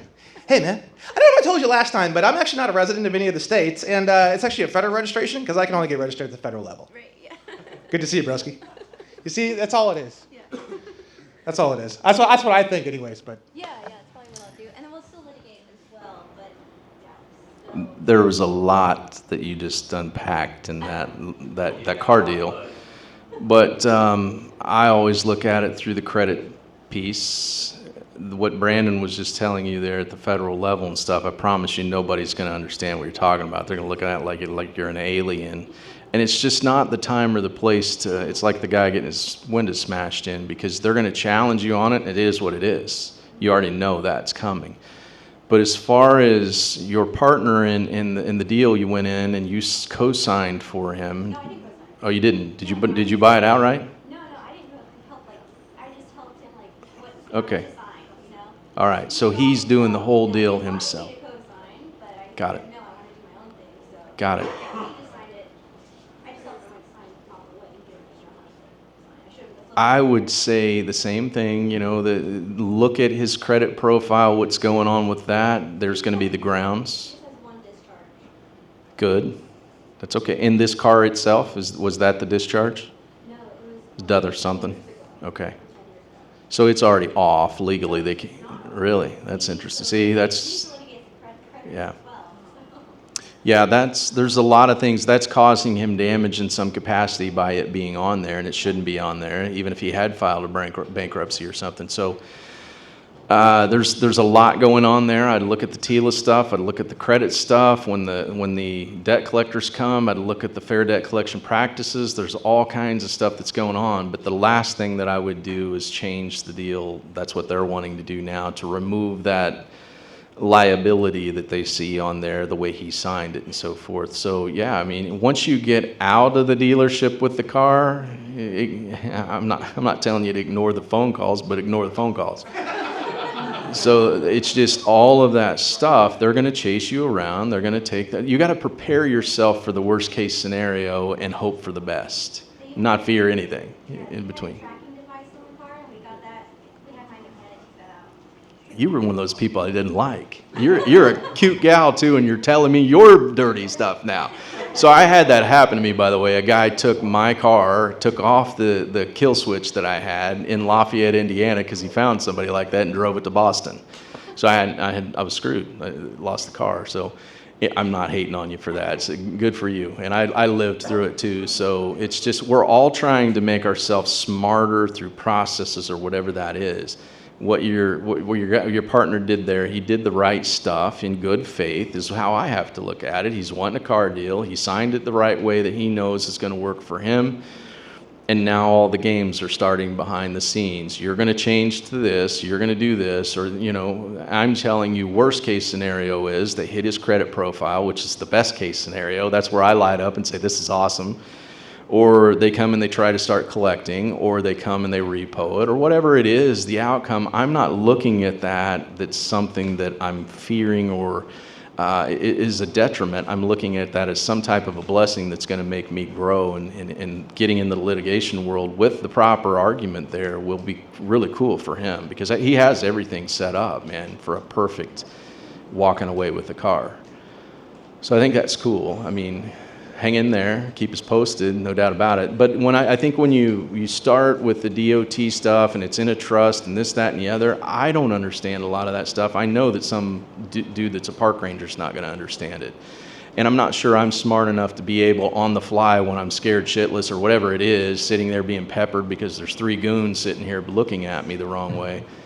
It's not the time from now. I'm different, at a certain stage in life. I would be able to bring the energy down and be able to talk to them, but on the fly, man, that's intimidation 101. They're going to be there. They got a job to do too, because somebody sent them. They're just going to make you think that you're the worst person in the world. Typically is the case.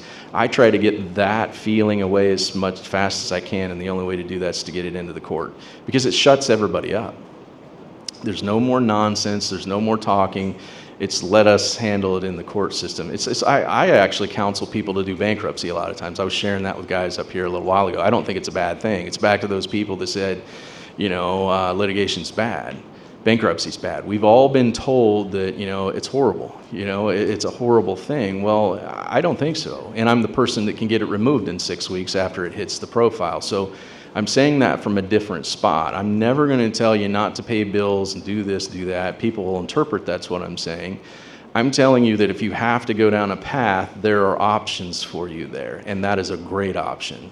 There's ways that you have to protect yourself through that. You're doing a lot of that stuff with a trust. I'm not saying you're going to file or anything. I'm just saying people don't understand. They don't understand where the trustee goes back 3 months to look at your assets. So, all right, I'm going to go lock everything up in a trust and file bankruptcy next Monday to get all the stuff stayed, because that's what happens. As soon as you file, it stays, is what they call it, which stops any kind of stuff going on.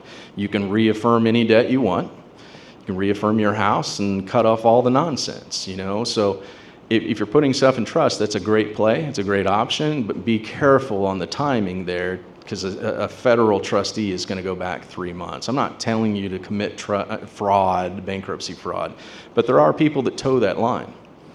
You need to know the process for anything that you're getting yourself into, because I promise you what you and I have heard throughout time, me more so because I've been around longer, is just, it's not 100% accurate. It's giving you a version of somebody else putting you in a horrible position that's not in your benefit. So I love that option. Brandon and I are actually talking to a guy right now about it. It's like, bro, just file it. He's convinced to finally do that. Now, there is something I said, I'll never hire a bar card even if I committed murder tonight. That's one where it's so freaking cheap. It's like $1,800 to hire a bankruptcy attorney. You literally file out the worksheets. I get into this now. I get into the credit stuff. Chapter 13 is 7 years. It's on your profile. Chapter 7 is 10 years.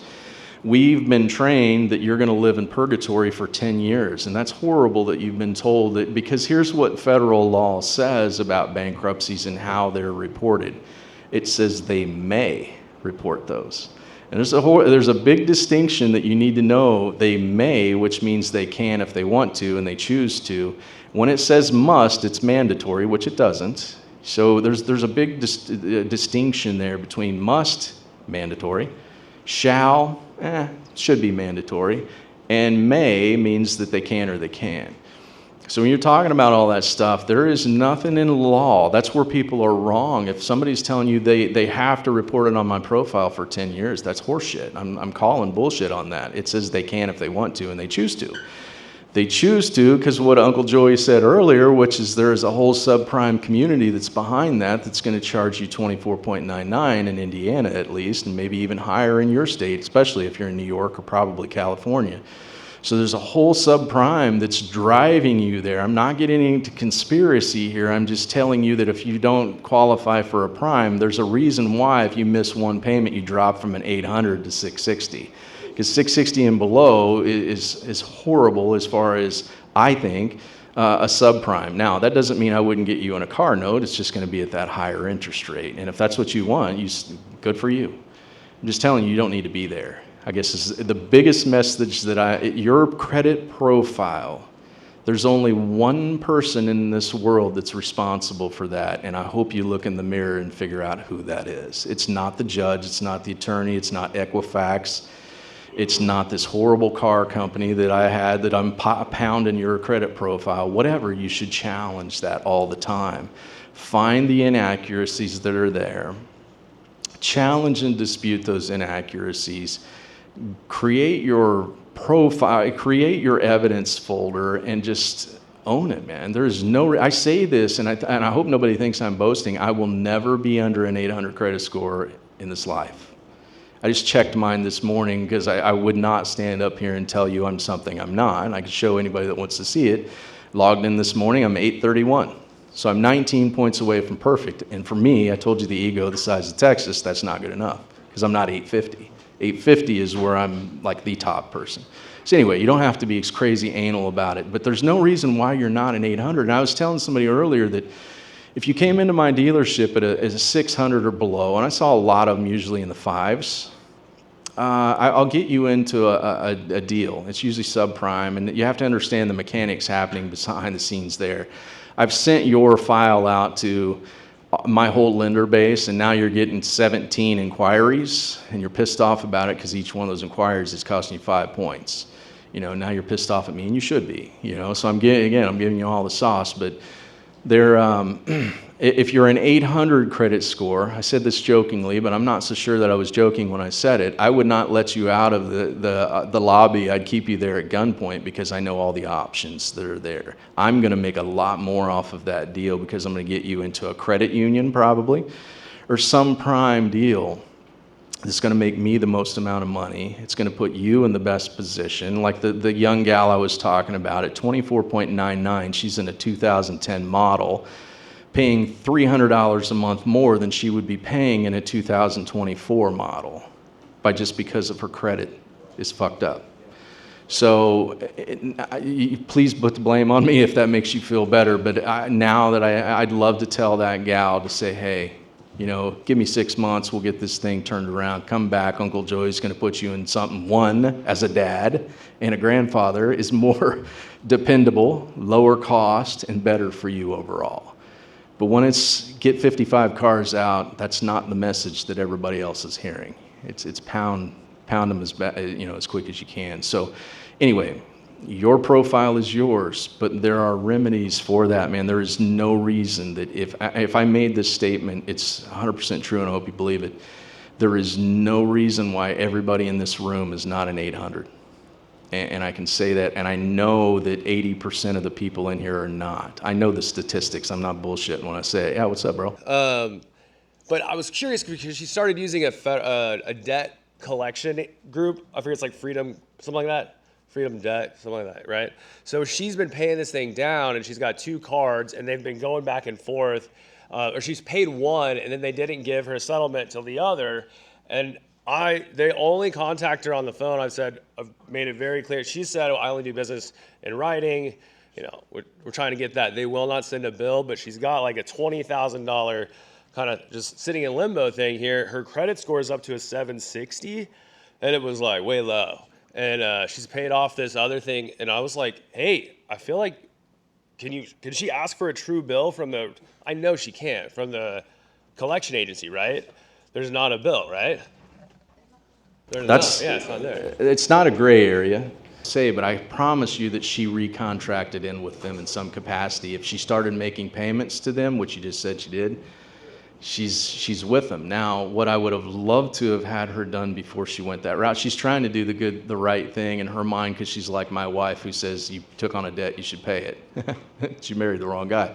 So, and again, that sounds horrible, but because I'm coming from a different place, because I have a different set of eyes, what I would have loved to have heard that she had done, her beef is with the original creditors.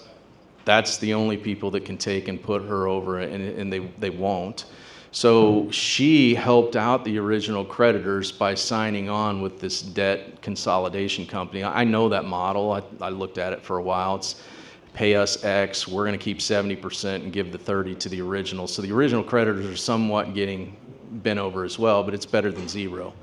I would have loved to have seen her taken on the fight with the two original creditors and not with the debt consolidation company. I'm honestly, I'm just going to say what I'm thinking right now. I don't know if she has a horse in the race to fight it unless she stopped paying the debt consolidation company. Now it creates a whole other issue, because they're going to start reporting out. That's the only thing that I have to keep you in line, which is what I want to do, right? Is I can report out on your credit, get you to subprime. There's a whole business there for that. That's my whole scary boogeyman kind of thing. Without that, there's really not there. But when they do that, they give you the biggest blessing that they can if you know how to dispute it, to tell them to pound sand. The debt consolidation company has no horse in the race. They're not going to do anything. You just signed up to pay them $1,000 a month. They're keeping $700. The other guy's getting $300. It's just, they're greasy. So I would cut them off. I would stop paying them altogether and say, it's been a real slice of heaven, but see you later. And then the only way that anybody is going to come out, now, and I'm saying a lot of things off the cuff here right now. If she signed up with a contract with them in some capacity, now there's the breach of contract claims. It's one of those two where I have a lot of people call me for a $2,500 credit card that they're scared shitless of. I get it, there's the fear thing, but bro, $2,500, you're going to burn up attorneys' times. It's all about the deal size too. I already know. The Capital One's not going to come after you for a $2,500 credit card when it's going to cost them $100,000 to get to trial if you know what the hell you're doing. So there's that. If they have a bar card, now the bar card's not going to necessarily tell them the right game here. They're going to get some of that $350 an hour that they're wanting, because they're all about billables. There's a whole big machine moving there. So I'm rambling on, but I would just tell her to ignore, in my opinion. I'd look at the contract to see, am I breaching the contract? What's the size? I mean, if it's $100,000 we're talking about, it's different than $5K. They're not going to come after her for $5K. 100, okay, I might, So, and then you have the two original creditors who now have a horse in the race too. So I just kind of look at that, and then I'd decide kind of how I wanted to take that on. For me, I never would have went that route. You already know that with debt consolidation. No, but she's good there, man. I mean, I wouldn't worry too much about it. Now, at a 760, this is the crazy thing about that, too. Well, Uncle Joey, the way you're painting the picture is 760's good, 550's bad. I would tell you that I've had some 550 deals that got prime lending because I was amazed. Because I sent the deal over to a credit union. This guy had got micro loans, I'll call, for a number of years. He was a cook at Cracker Barrel. And he was making, whatever you make. And he'd just done the right things. Even though he was a 550 credit score, they gave him a prime note. And I've had people with 760s, like your girl, that's not got something because of something stupid on their profile that makes that underwriter question what's going on, and that's the key. You have the human element in there too. What is it you're asking for? Does your lifestyle support what it is you're asking for? And there's a lot of moving pieces when you're looking at it. I've looked at thousands of credit profiles. I can tell you exactly what they look like because I pushed a lot of deals. So not everyone looks the same thing, and you may have a 760 that's worse than, as crazy as that sounds, a 550. So it's all in what's on there. There's a whole bunch of people in my space that send out a bunch of craziness too, that think that age of the account is superior to utilization, is superior to, there are 5 components there too. I'm a big fan of get your utilization in check. If you have something on your profile that's not serving you, it's got to go. well, wait a minute, Joey, I talked to such and such, and he said because that account's 20 years old, I should leave it. Okay, what do you want? Because if you leave it on there for that component and you have a $8,000 balance on a $10,000 card, you're 80% utilization rate, which is horrible. If you're not 10 or under, you're getting pounded on that. So there are a lot of components there. I know exactly what's keeping my 831 from an 850, and it fucking makes me mad. They want me to take on more debt. They tell me, here's the two components that you have to have. And my oldest credit line is 21 years old, and it needs to be 25. So here we are, we've talked about the social score and all this, that, and the other. They're telling me I have to hit these. Now, I could go out and get an authorized user, maybe my mother-in-law from New York, who I know is well above 800 as well, who's gonna have her Discover card. Oh, honey, no problem, I'm an authorized user. I check off that box. I'm an 850. So I know all of the things that you have to do to get there. It's just I'm too lazy to do it. So the only way to, yes, I will talk about on Snap-in. Thank you so much for reminding me. And I've done a lot of stuff with Navy Federal, so that means you probably served at one time. Thank you. I mean that, so that's cool. It is going to tank. One payment being missed is going to take you down. And again, I'm not getting this conspiracy stuff, but I think there's a reason for that, and it's to get you as fast to subprime as I can, if I'm them. Because I can make a lot more money off of you at 24.99 than I can at 6%. So there's no way for you to get it off to where it's going to serve you without the litigation. That's part of the settlement process. And why 40 of the 45 that I'm talking about is wins, and you define win however you want. Most of the people that come, like let's say you came and say, hey bro, help me out. I would go after, first off, I want to know what you want. Are you wanting to go after damages? And if you do, I got to get you to the real world, because we have to decide what that is. And I'm not saying that disrespectfully. It's like a lot of people don't understand. Do you have real damages? Did you apply for a $2.5 million loan like I did, and I had the denial that I could fall on? So there's a strategic way to go about and be more effective in the settlement piece of the side that's going to help. They're not going to pull anything off the profile until they get that, what is, and I'll just call it what it is, a 408 letter is what I refer to it at, and it's federal rule of evidence. It's called an offer in compromise. It's where I send you as the attorney what my settlement terms are and what I'll accept as relief, and it can't be used. It's not grounds for admissible. It can't be used in the courts. It's really where we can communicate with one another, me and the attorney, without either of us, because I don't trust them any more than they do me. And that's the way it should be. So I send it over and I say, hey, just take the shit off the report, bro. I don't want any money. Go away. And they always, the 40 got their credit score raised overnight, because they built everything out effectively with the evidence. Then as soon as the attorney filed in, the first thing that I do, and we'll go through that in detail, I hope, is I reach out to the attorney and I say, hey man, I want an amicable resolution for your client and me. Here we are again, man. I'm that dude. I really truly want that too, by the way. If we're so far off on what it is that can serve you and serve me, then we need to do this litigation process. If I'm asking for, and I'm gonna pick on Brandon, $250 million or a black card, I'm more likely not to be taken serious than just get your shit off my profile. He's my boy. So I've seen those, I see how they work. I'm not saying that it wouldn't work. He might get a black card, but there's gonna be a steep climb to get there for that, versus, hey, take your nonsense off that I have all the proof in the world for. So Navy Federal will take it off. They're gonna have to take it off, but it's only gonna be whenever you, so that whole process is they would send you over a settlement demand. It'd have the whole disparaging NDA kind of stuff that you can't talk about, which I'm up here talking about right now. But the other part of that too, before they would take anything off, is they want the affirmation that you're going to drop your claims with prejudice. So we're not going to talk about this anymore. Now, that's from that date back. So if Experian cracks me from the day that I signed my stuff forward, they're fair game. Same thing with Navy Federal. Now, this is where we would be having the talk. What is it you're wanting here? You want $150K because you got denied a loan and all of those things. You have to realize that Navy Federal is probably not going to do business with you again. And that's where a lot of people, well, I don't want that. I want to be able to use my Capital One card because such and such told me I could if I discharged these things. Let's get back into the real world again.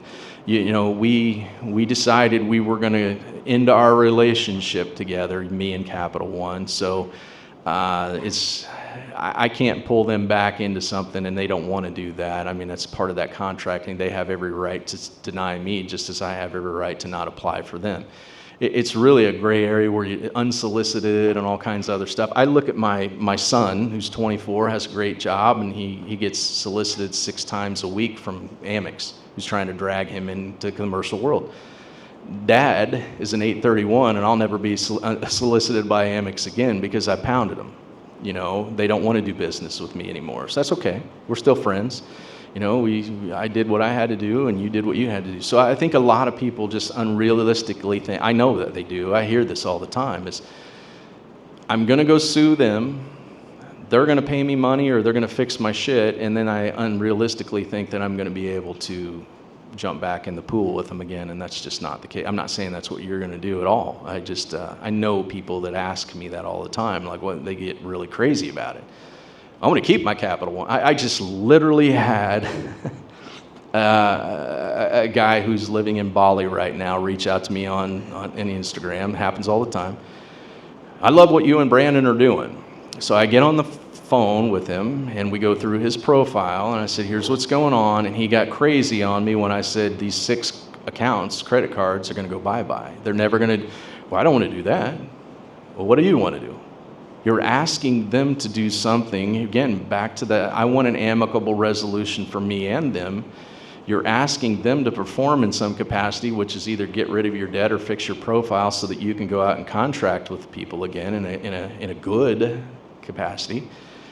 And then you're asking them to, it just doesn't make any sense to me. I can connect the dots now because I know what I'm asking from them. And it's just some people get really territorial and weird about that. I just don't understand that. At one time, I think I was there as well, that, you know, I should be able to sue somebody, you know, and then they're going to work with me again. That's just not how it works, you know. So, yeah, it's a good question, man. And we'll go through that, definitely. So he's asking if your circle gets tighter and if you're living more in a private world kind of thing, and does that kind of draw the circle in even tighter? I've used cash 20 years. I have too, somewhat. I went to get an apartment, and they go, fuck off. Yeah. And I'm like, why? And everyone goes, oh, in America you have to have this, and you have to have that, and you have to be able to prove. Bad credit is worse. No credit is worse than bad credit. Well, this is why litigation is so nice, is because I beat you over the head, kill you, eat your body, and then I come back the next week and I'm looking for food. Oh, no, we're not going to work with you. Oh, no problem. Discrimination. Just sue them for discrimination. And then go through that and then come back a couple weeks later, 2 weeks later. Hi, guys. Good to see you. Hi, guys. Good to see you, man. Been a while, Jim. Good to see you, buddy. Hey, man, I want to work with you guys again. I'm hungry. No, dude, we could do that last week. Or go to a different location. Hi, I'm Bob. Nice to meet you. Hey, man. Hey, man, I'm looking for to get a credit card opened. Can I get a credit card opened? Oh, yeah, no problem, sir. Have a seat. Nice, thanks, man. Sit down. Do all the application like it's just some fucking dumbass. Oh, do I sign here, sir? Oh, okay. I'll sign here. Oh, we're sorry. We can't give you a credit card. Oh, why is that? Oh, because we don't know. No, you know, that's usually what a lot of what we're seeing now is nobody knows anything. Everybody, oh, I don't know. And now you just sue him for discrimination. Thank you very much, Bob. Good to see you. Call Bob in as a witness for the case, a discrimination case. Go to the next location. File it. Hey, how you doing? What's your name? William. Oh, man, William. Great to meet you, bud. Hey, man, I wanted to do an application for a credit card. Great, man. Have a seat. Great. Do I sign here? Oh, you know, I can't give you a credit card. Oh, William, why? I don't know. Fucking hey, William. Well, hey, man. It's been a pleasure, brother. Lawsuit. You could do it forever. You could do it forever. You could do that literally until the fucking day you die. That's what I'm going to do. And what will it accomplish? Because I went to the bank and I signed UCC 1 and 308 and that, and they went not re-signed. So I signed without prejudice. Dude, no, okay, stop. You guys, no one knows. No one fucking knows the answers to any of these questions. I don't know the answers. Everyone's fucking retarded. That is actually your answer. The answer to your question is everyone's fucking retarded. The answer to your question is everyone's fucking retarded. That is the actual answer to your actual question. Like, literally, I'm not even fucking with you. You're like, well, okay, we have a negotiable instrument. And the negotiable instrument has a blank endorsement, and they're telling me to re-sign it. They don't even know what the fuck. Why do I need to re-sign it for? I don't know. I was told. By who? By fucking, I don't know. I think it was Jesus of Nazareth told me you needed to fucking re-sign it. Oh, what does Jesus of Nazareth want me to re-sign it for? Oh, I don't know. Can I talk to Jesus of Nazareth? Well, no, of course not. Why? I don't know. That's exactly how it And why, and let me ask you, why is that? Because they're all fucking retarded. That's the fucking answer to the question. Every motherfucker's fucking retarded. All of them. You can have a guy who's been the CEO of Bank of America. He doesn't even know what a negotiable instrument is. That's true. Totally tried it. He doesn't fucking know. Hey, Joey, what's a car? Fuck if I know, bro. You want to go get a beer? I have no idea. Wait, you were in the car industry for 25 years. Ask him. Well, how do I ask him? I don't know. Dude, it's like children. It's like a whole fucking world of children. They don't know. They don't know. So you ask a question, they don't know. You ask another question, they don't know. You ask another question, guess what? They don't know.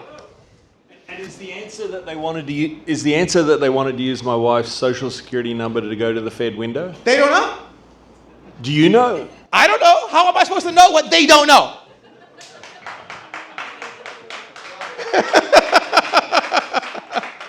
They don't know. They don't know. It's a social security. What's a social security number? I don't know. What are you going to do with it? Well, the numbers, there's ink in this cylinder, and then it goes on this paper, and then, I don't know, it disappears through this window, this little thing in the wall here. We put it in this envelope. What's the envelope made of? Oh, I don't know. Is it yellow?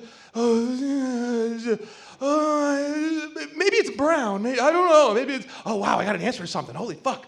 Hold on. Oh, wow, I got an answer to something. Holy fuck. He knows something. Are you wearing pants, sir? That's a question you're going to get an answer to. Maybe. I don't even know if I'd go that far. Sir, are you wearing pants?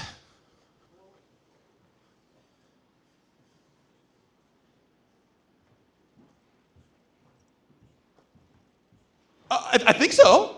That's it. That's what you're dealing with. I'd say another thing too to backdoor on that though is that they're not on our capacity when we're actually going and utilizing the system. They don't go to the Fed window, y'all. The Fed window is actually a 24-hour, like 48-hour turnaround that they have to return the money. That's how that goes. Or negotiable instruments, credits, whatever the case may be. They've got an agreement with the Federal Reserve on an Operating Circular 7 or 10 agreement. You can look that up. Operating Circular 7, Operating Circular 10. If you go read both of those documents, you see how it works. And it's like Brandon says, within there it straight up tells you all the definitions of without recourse and how they don't have to pay it back. It's already all there. So Operating Circular 7 and Operating Circular 10. Those are both Federal Reserve documents that literally lay out everything in relation to essentially what Brandon's talking about on the backhand side with without recourse and all other endorsements that they do. You can really understand what's going on there, and then you can apply it within your documentation. So like when he's talking about bringing forth a civil suit in any capacity, if you're lacing that within your own documentation when you're filing, you're killing it. Because at that point, they're like, well, damn, the lawyers aren't going to know, so the lawyers are going to have to study. But it's crazy to see that if they don't know and you know, you've already put yourself in a position that they're not even going to win. I just wanted to bring that up real quick. It's good stuff. Good questions. So I made a statement before we went down that path. I'm trying to remember what it was. It was bad credit, no credit is worse than bad credit, I think is what I was referring to. That I think was something that you were kind of heading down. And you'll find a lot of times too, they'll ask you a question like, this is where a lot of people have a problem connecting the dots, especially when they ask your wife like they did, and you don't have access to 2 years of tax returns. Well, a lot of us in here don't file taxes, and rightfully so, and I hope everybody joins in that. So here we are again. Yeah. Well, what do you do? what do you do in that instance is something that we should all be working to collectively together. I think there are things that you can do. Now, the one thing that's really hard for people to wrap their heads around too is the more private you get, the harder it is to operate in commerce, I believe. It goes along with the more money you have or access to credit, the easier it is to act private, I guess is a good way to say it. So I'm at a point in my life now where I'm not worried about 2 years of tax returns because I'm not going to ever buy another house in this life. And if I buy a car, it's cash and all of that stuff. So I know the credit space and I know what everybody's been through because I know what I went through. So when I'm talking about no credit versus bad credit, there's a reason for that from the dealer's eyes again. If you have no credit, the lender's not even going to talk to me about you, because there's no historical markers there to say he was an asshole, he didn't pay whatever. They just don't even know who you are, where you came from. Now, that's not a showstopper. Now, what I know now, I've seen kids, the 20-somethings that have had great jobs, making an ass load of money, and they have no credit profile because they did a lot of things right early on, which is pay cash for things, blah, blah, blah. And then they decide they want to go into commerce, and it's, oh, fuck.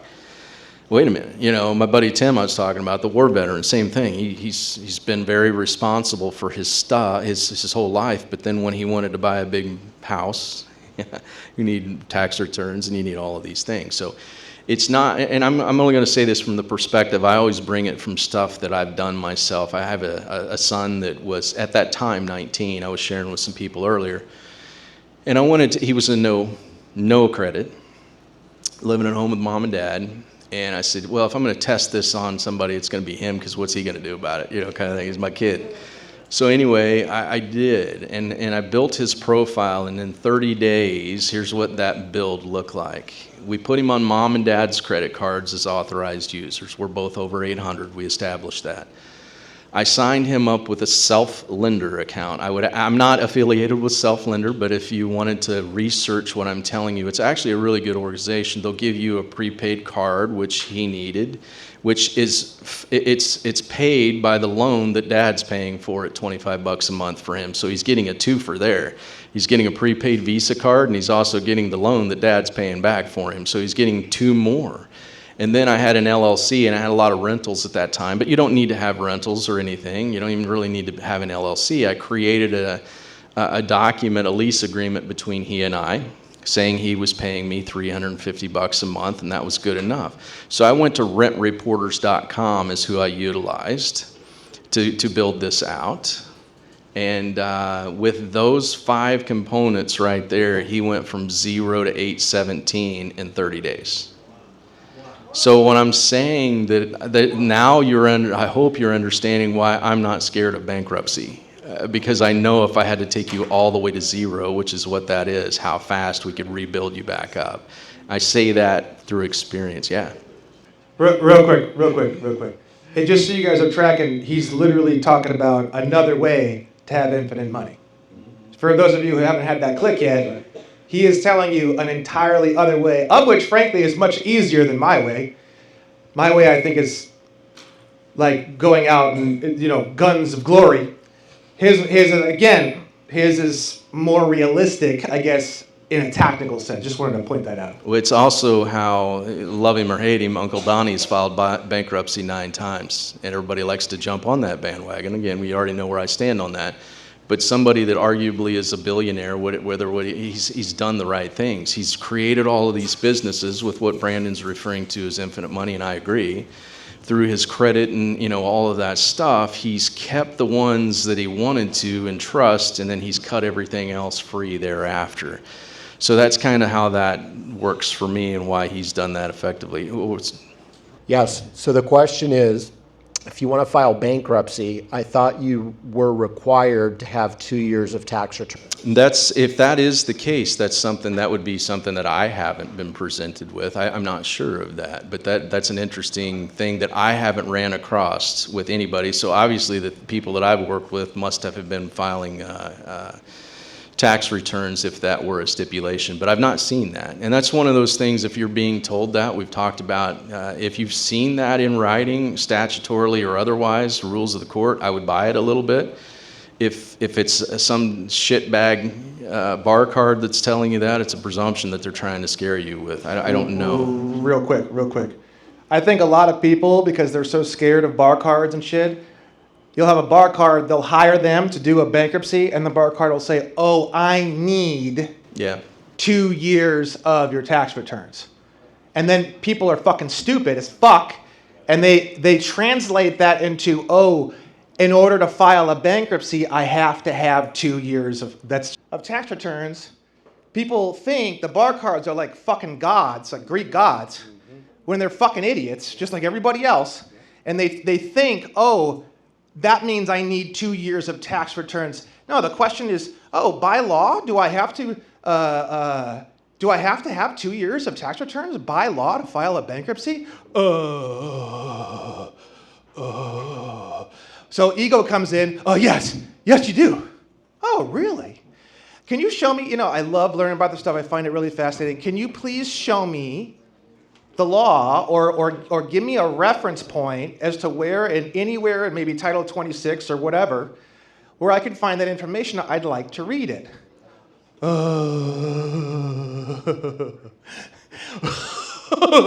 all of a sudden you got Beavis and Butthead on your hand. He said paper. And that's it. It's just like, it's a fucking joke, dude. I'm telling you. It's just, the whole thing is a fucking joke. That is a valid question, though. I love that you asked that, because actually our client that we're leaning that way, he was asked that when he tried to bring on a bar card. I do remember that just like a week ago, where I said it's like the cheapest thing in the world to do. It's a lot cheaper than hiring me, I promise you that, and he knows that. So going and paying some bar card $1,800 to have them help you file your worksheet is easy. But I do remember him actually saying, hey, she asked me for my last 2 years. So there must be something there that they've all, but I haven't seen, you're wanting to. So my brother is going through bankruptcy right now. Him and his girlfriend filling out all the paperwork themselves. On Wednesday, there's free bar cards to go and look over the paperwork to tell him he did it the right way. He has been homeless and a drug addict. He's cleaned himself up now, and he's doing bankruptcy because a former girlfriend took his car, hit a vehicle. There was no insurance, so they came after him for the 17 grand of damages on the commercial vehicle. The only way he can get himself a driver's license is to do bankruptcy. He's doing it all himself, and there's no tax returns. There's nothing. Yeah. So that's just fear. I mean, it's in Florida. It's amazing too. Yeah, you're in Pinellas County or something too. My old stomping grounds. It's amazing how they tie everything in together. You have to have this is one I was talking to Brandon about last night, is the real ID thing that's before all of us right now, and the horse shit there. And it's funny, if you look at the TSA, they're driving you to the states to get your real ID license. So I mean, I was not scared. Well, yeah, I was scared enough to think, holy fuck, I'm supposed to go down there, and I'm not going to be able to get on the plane in Indianapolis tomorrow. So I look it up, and they do. If you look at TSA, it's there right now. They're driving you to the states to get your licenses and stuff, but if you keep on reading, it'll say that, oh, you can also use a passport too. But they're trying everything they can to get us into, and I understand a lot of it, but everything's tied together where, if you want to file, you have to do this. I'm not telling anybody by any means that they should go out and be dumbasses and file bankruptcies. That's not the message at all. I'm saying, like I've said about everything, if you do anything like in your brother's instance, he had no other recourse and he wanted to make a change. Good for him. And somebody was trying to come out, the big wolves, like I always do, and trying to hurt him in some capacity, even though he'd I'm a recovering alcoholic as well, so I get it. I get where he's at. 24 years if I make it to November 2nd, so which is cool. So, yeah. One thing I want to say about Joey, Joey mentioned this about a week ago. I don't think you've mentioned so far. It's fucking brilliant. About a week ago, we were talking to one of our clients, and so bankruptcies are done on the federal level, right? And you can go on Pacer and you can look up different cases and stuff in different courts. The bankruptcy court is its own court entirely. So you can log into Pacer, which is a free account. They're going to send you a login key code thing, bullshit thing, in the mail, or you can use a credit card and get instant access. If you don't use a credit card, on the account, then you have to wait for the PIN number.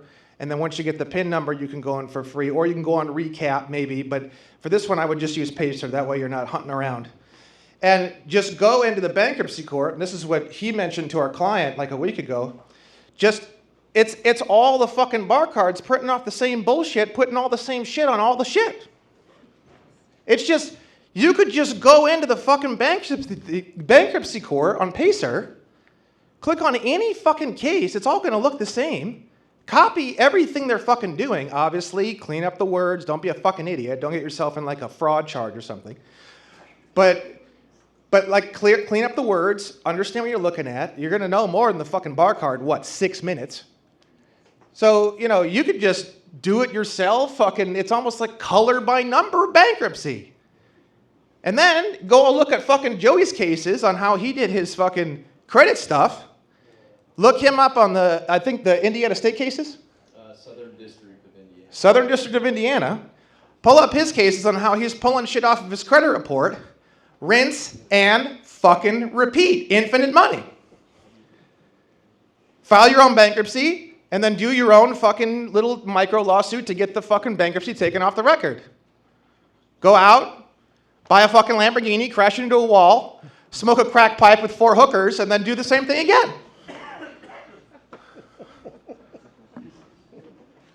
He's the one who fucking told us about this about a week ago. I just wanted to plug that in. Yeah, and I think there's something there too. I mean, we all talk about the infinite money from whatever our perspective is and whoever we saw some content created by. But I put a lot of thought into this, and back to the Donnies of the world. There are a lot of dudes like him in the game that I think have done exactly what he's done. So build it up to 800. Go out and utilize all of the credit I can get my hands on. So I said this earlier talking to some folks too. It's back to what I was telling the gentleman earlier about being realistic about what it is you're expecting too, man. If you're making $15 an hour and you get an 800 credit score and you think you're gonna get a Lamborghini, we need to talk again. Uncle Joey's gonna have to have that talk. It just doesn't qualify for you that.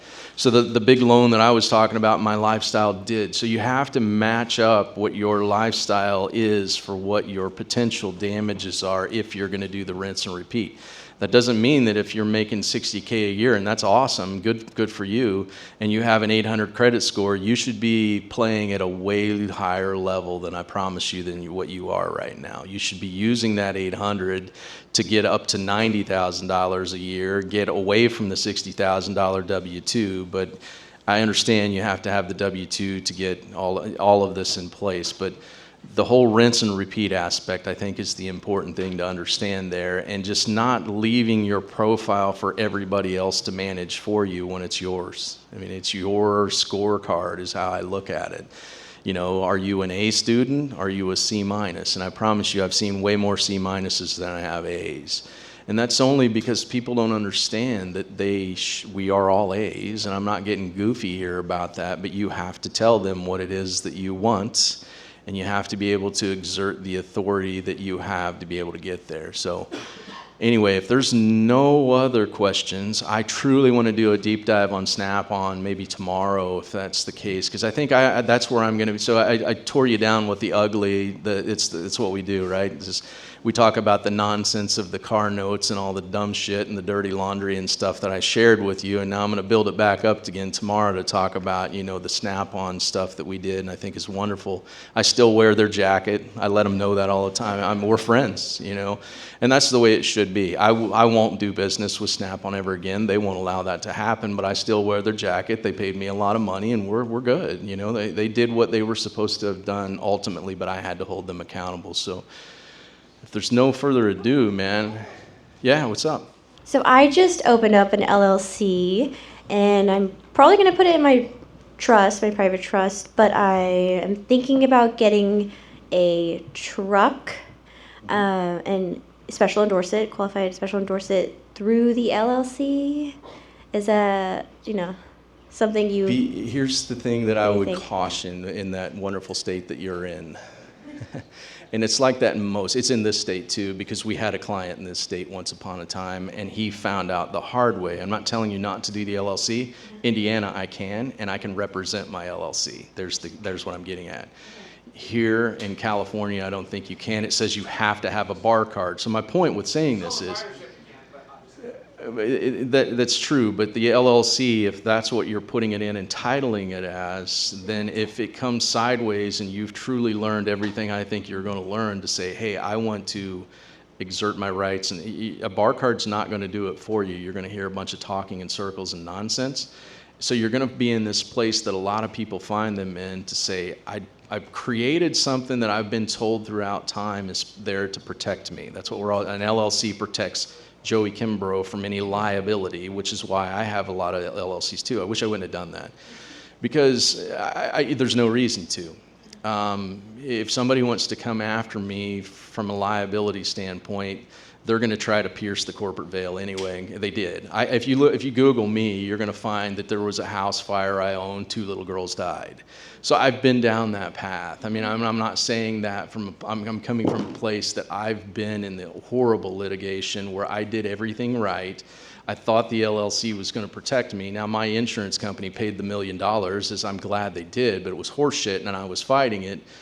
And the LLC would not have protected me at all there, So I just be careful what it is you're using it for. I should mention the LLC is in Wyoming, and I have a virtual address with Wyoming through Anytime Mailbox. It's one of those things we talked about earlier, right? I think I get confused when I'm going to different addresses in different states and all that stuff. I know the bar cards would as well.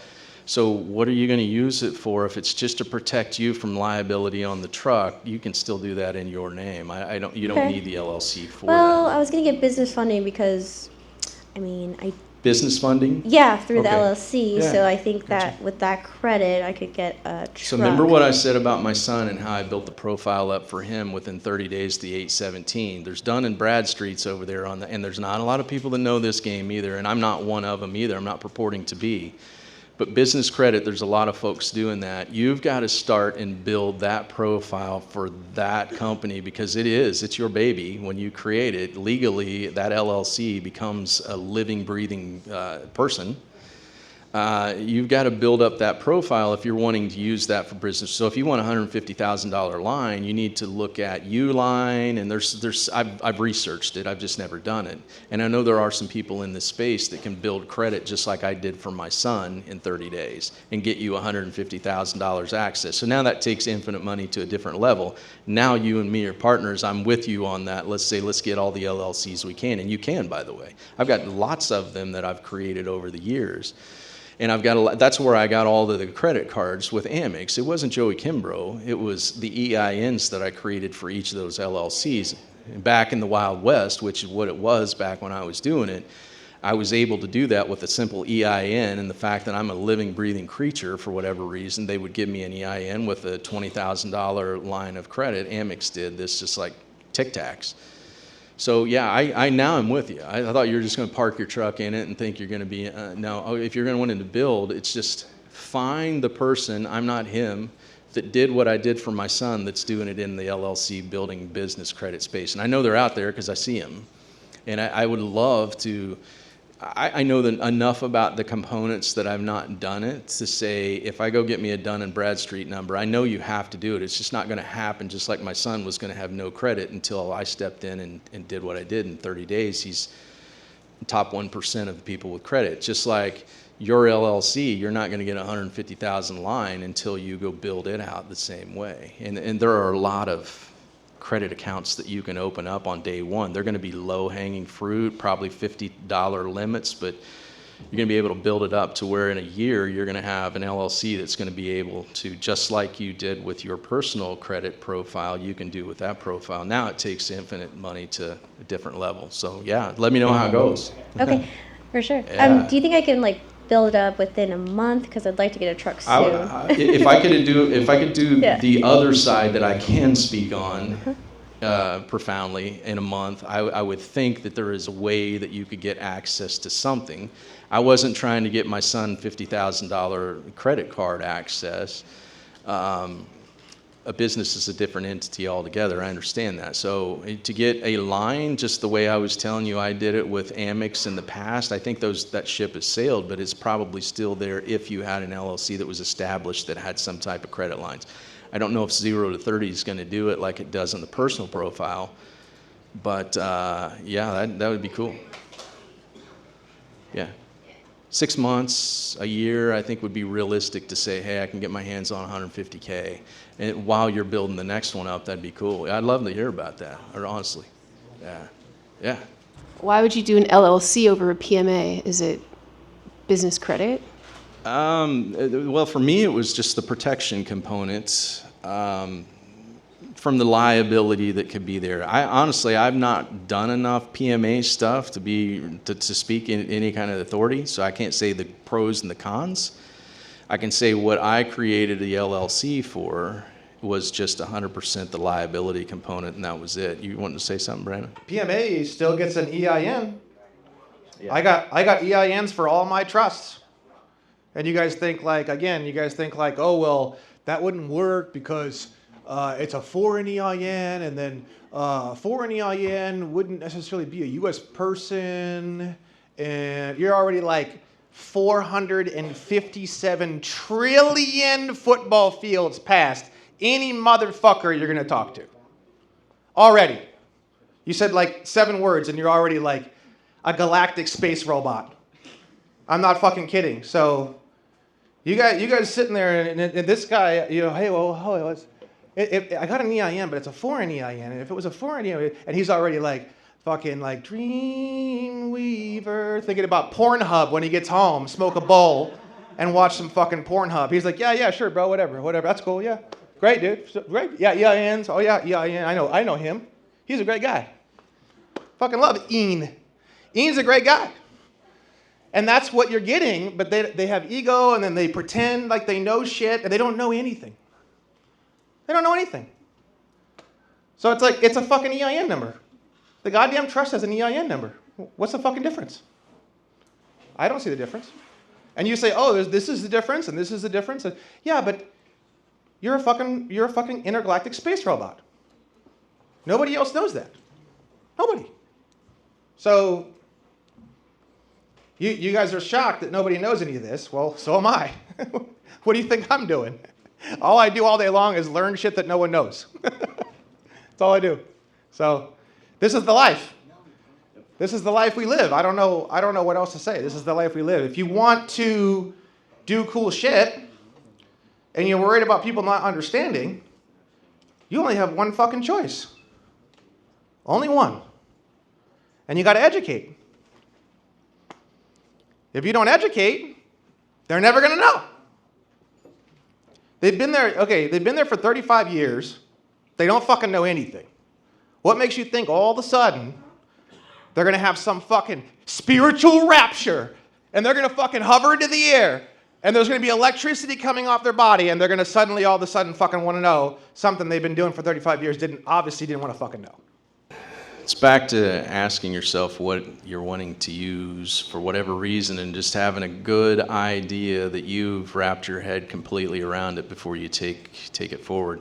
One thing we didn't talk about that we don't really need to do terrible deep dive on, but I don't know if you do, that's cool, what the difference is between federal court and state court. And that's where I think a lot of people get sideways, Brandon and I included. We're putting UCC claims out and this, that, and the other, and you got to watch what court you're doing because we're bringing UCC claims in the federal court, which the UCC is horseshit, by the way. If you look at it, it's a template only. But where it's not horseshit is at the state level that we found later on where they've codified the UCC claims at the state level. So my point with saying this is federal court is very limited jurisdiction. Very, very, very limited jurisdiction. You're not gonna, it's mostly civil rights claims, it's diversity claims, it's the statutory stuff. They're a limited jurisdictional court. So if you bring state law claims into federal court, you're not going to have much luck. If the other way, the state courts are broad jurisdiction, they can hear both state and federal claims. So that's the biggest distinction. I love both. Federal court gets me excited because there's way more resources. You have opportunities for settlement. I mean, the stuff that I've done from a discovery standpoint is cool, second to none.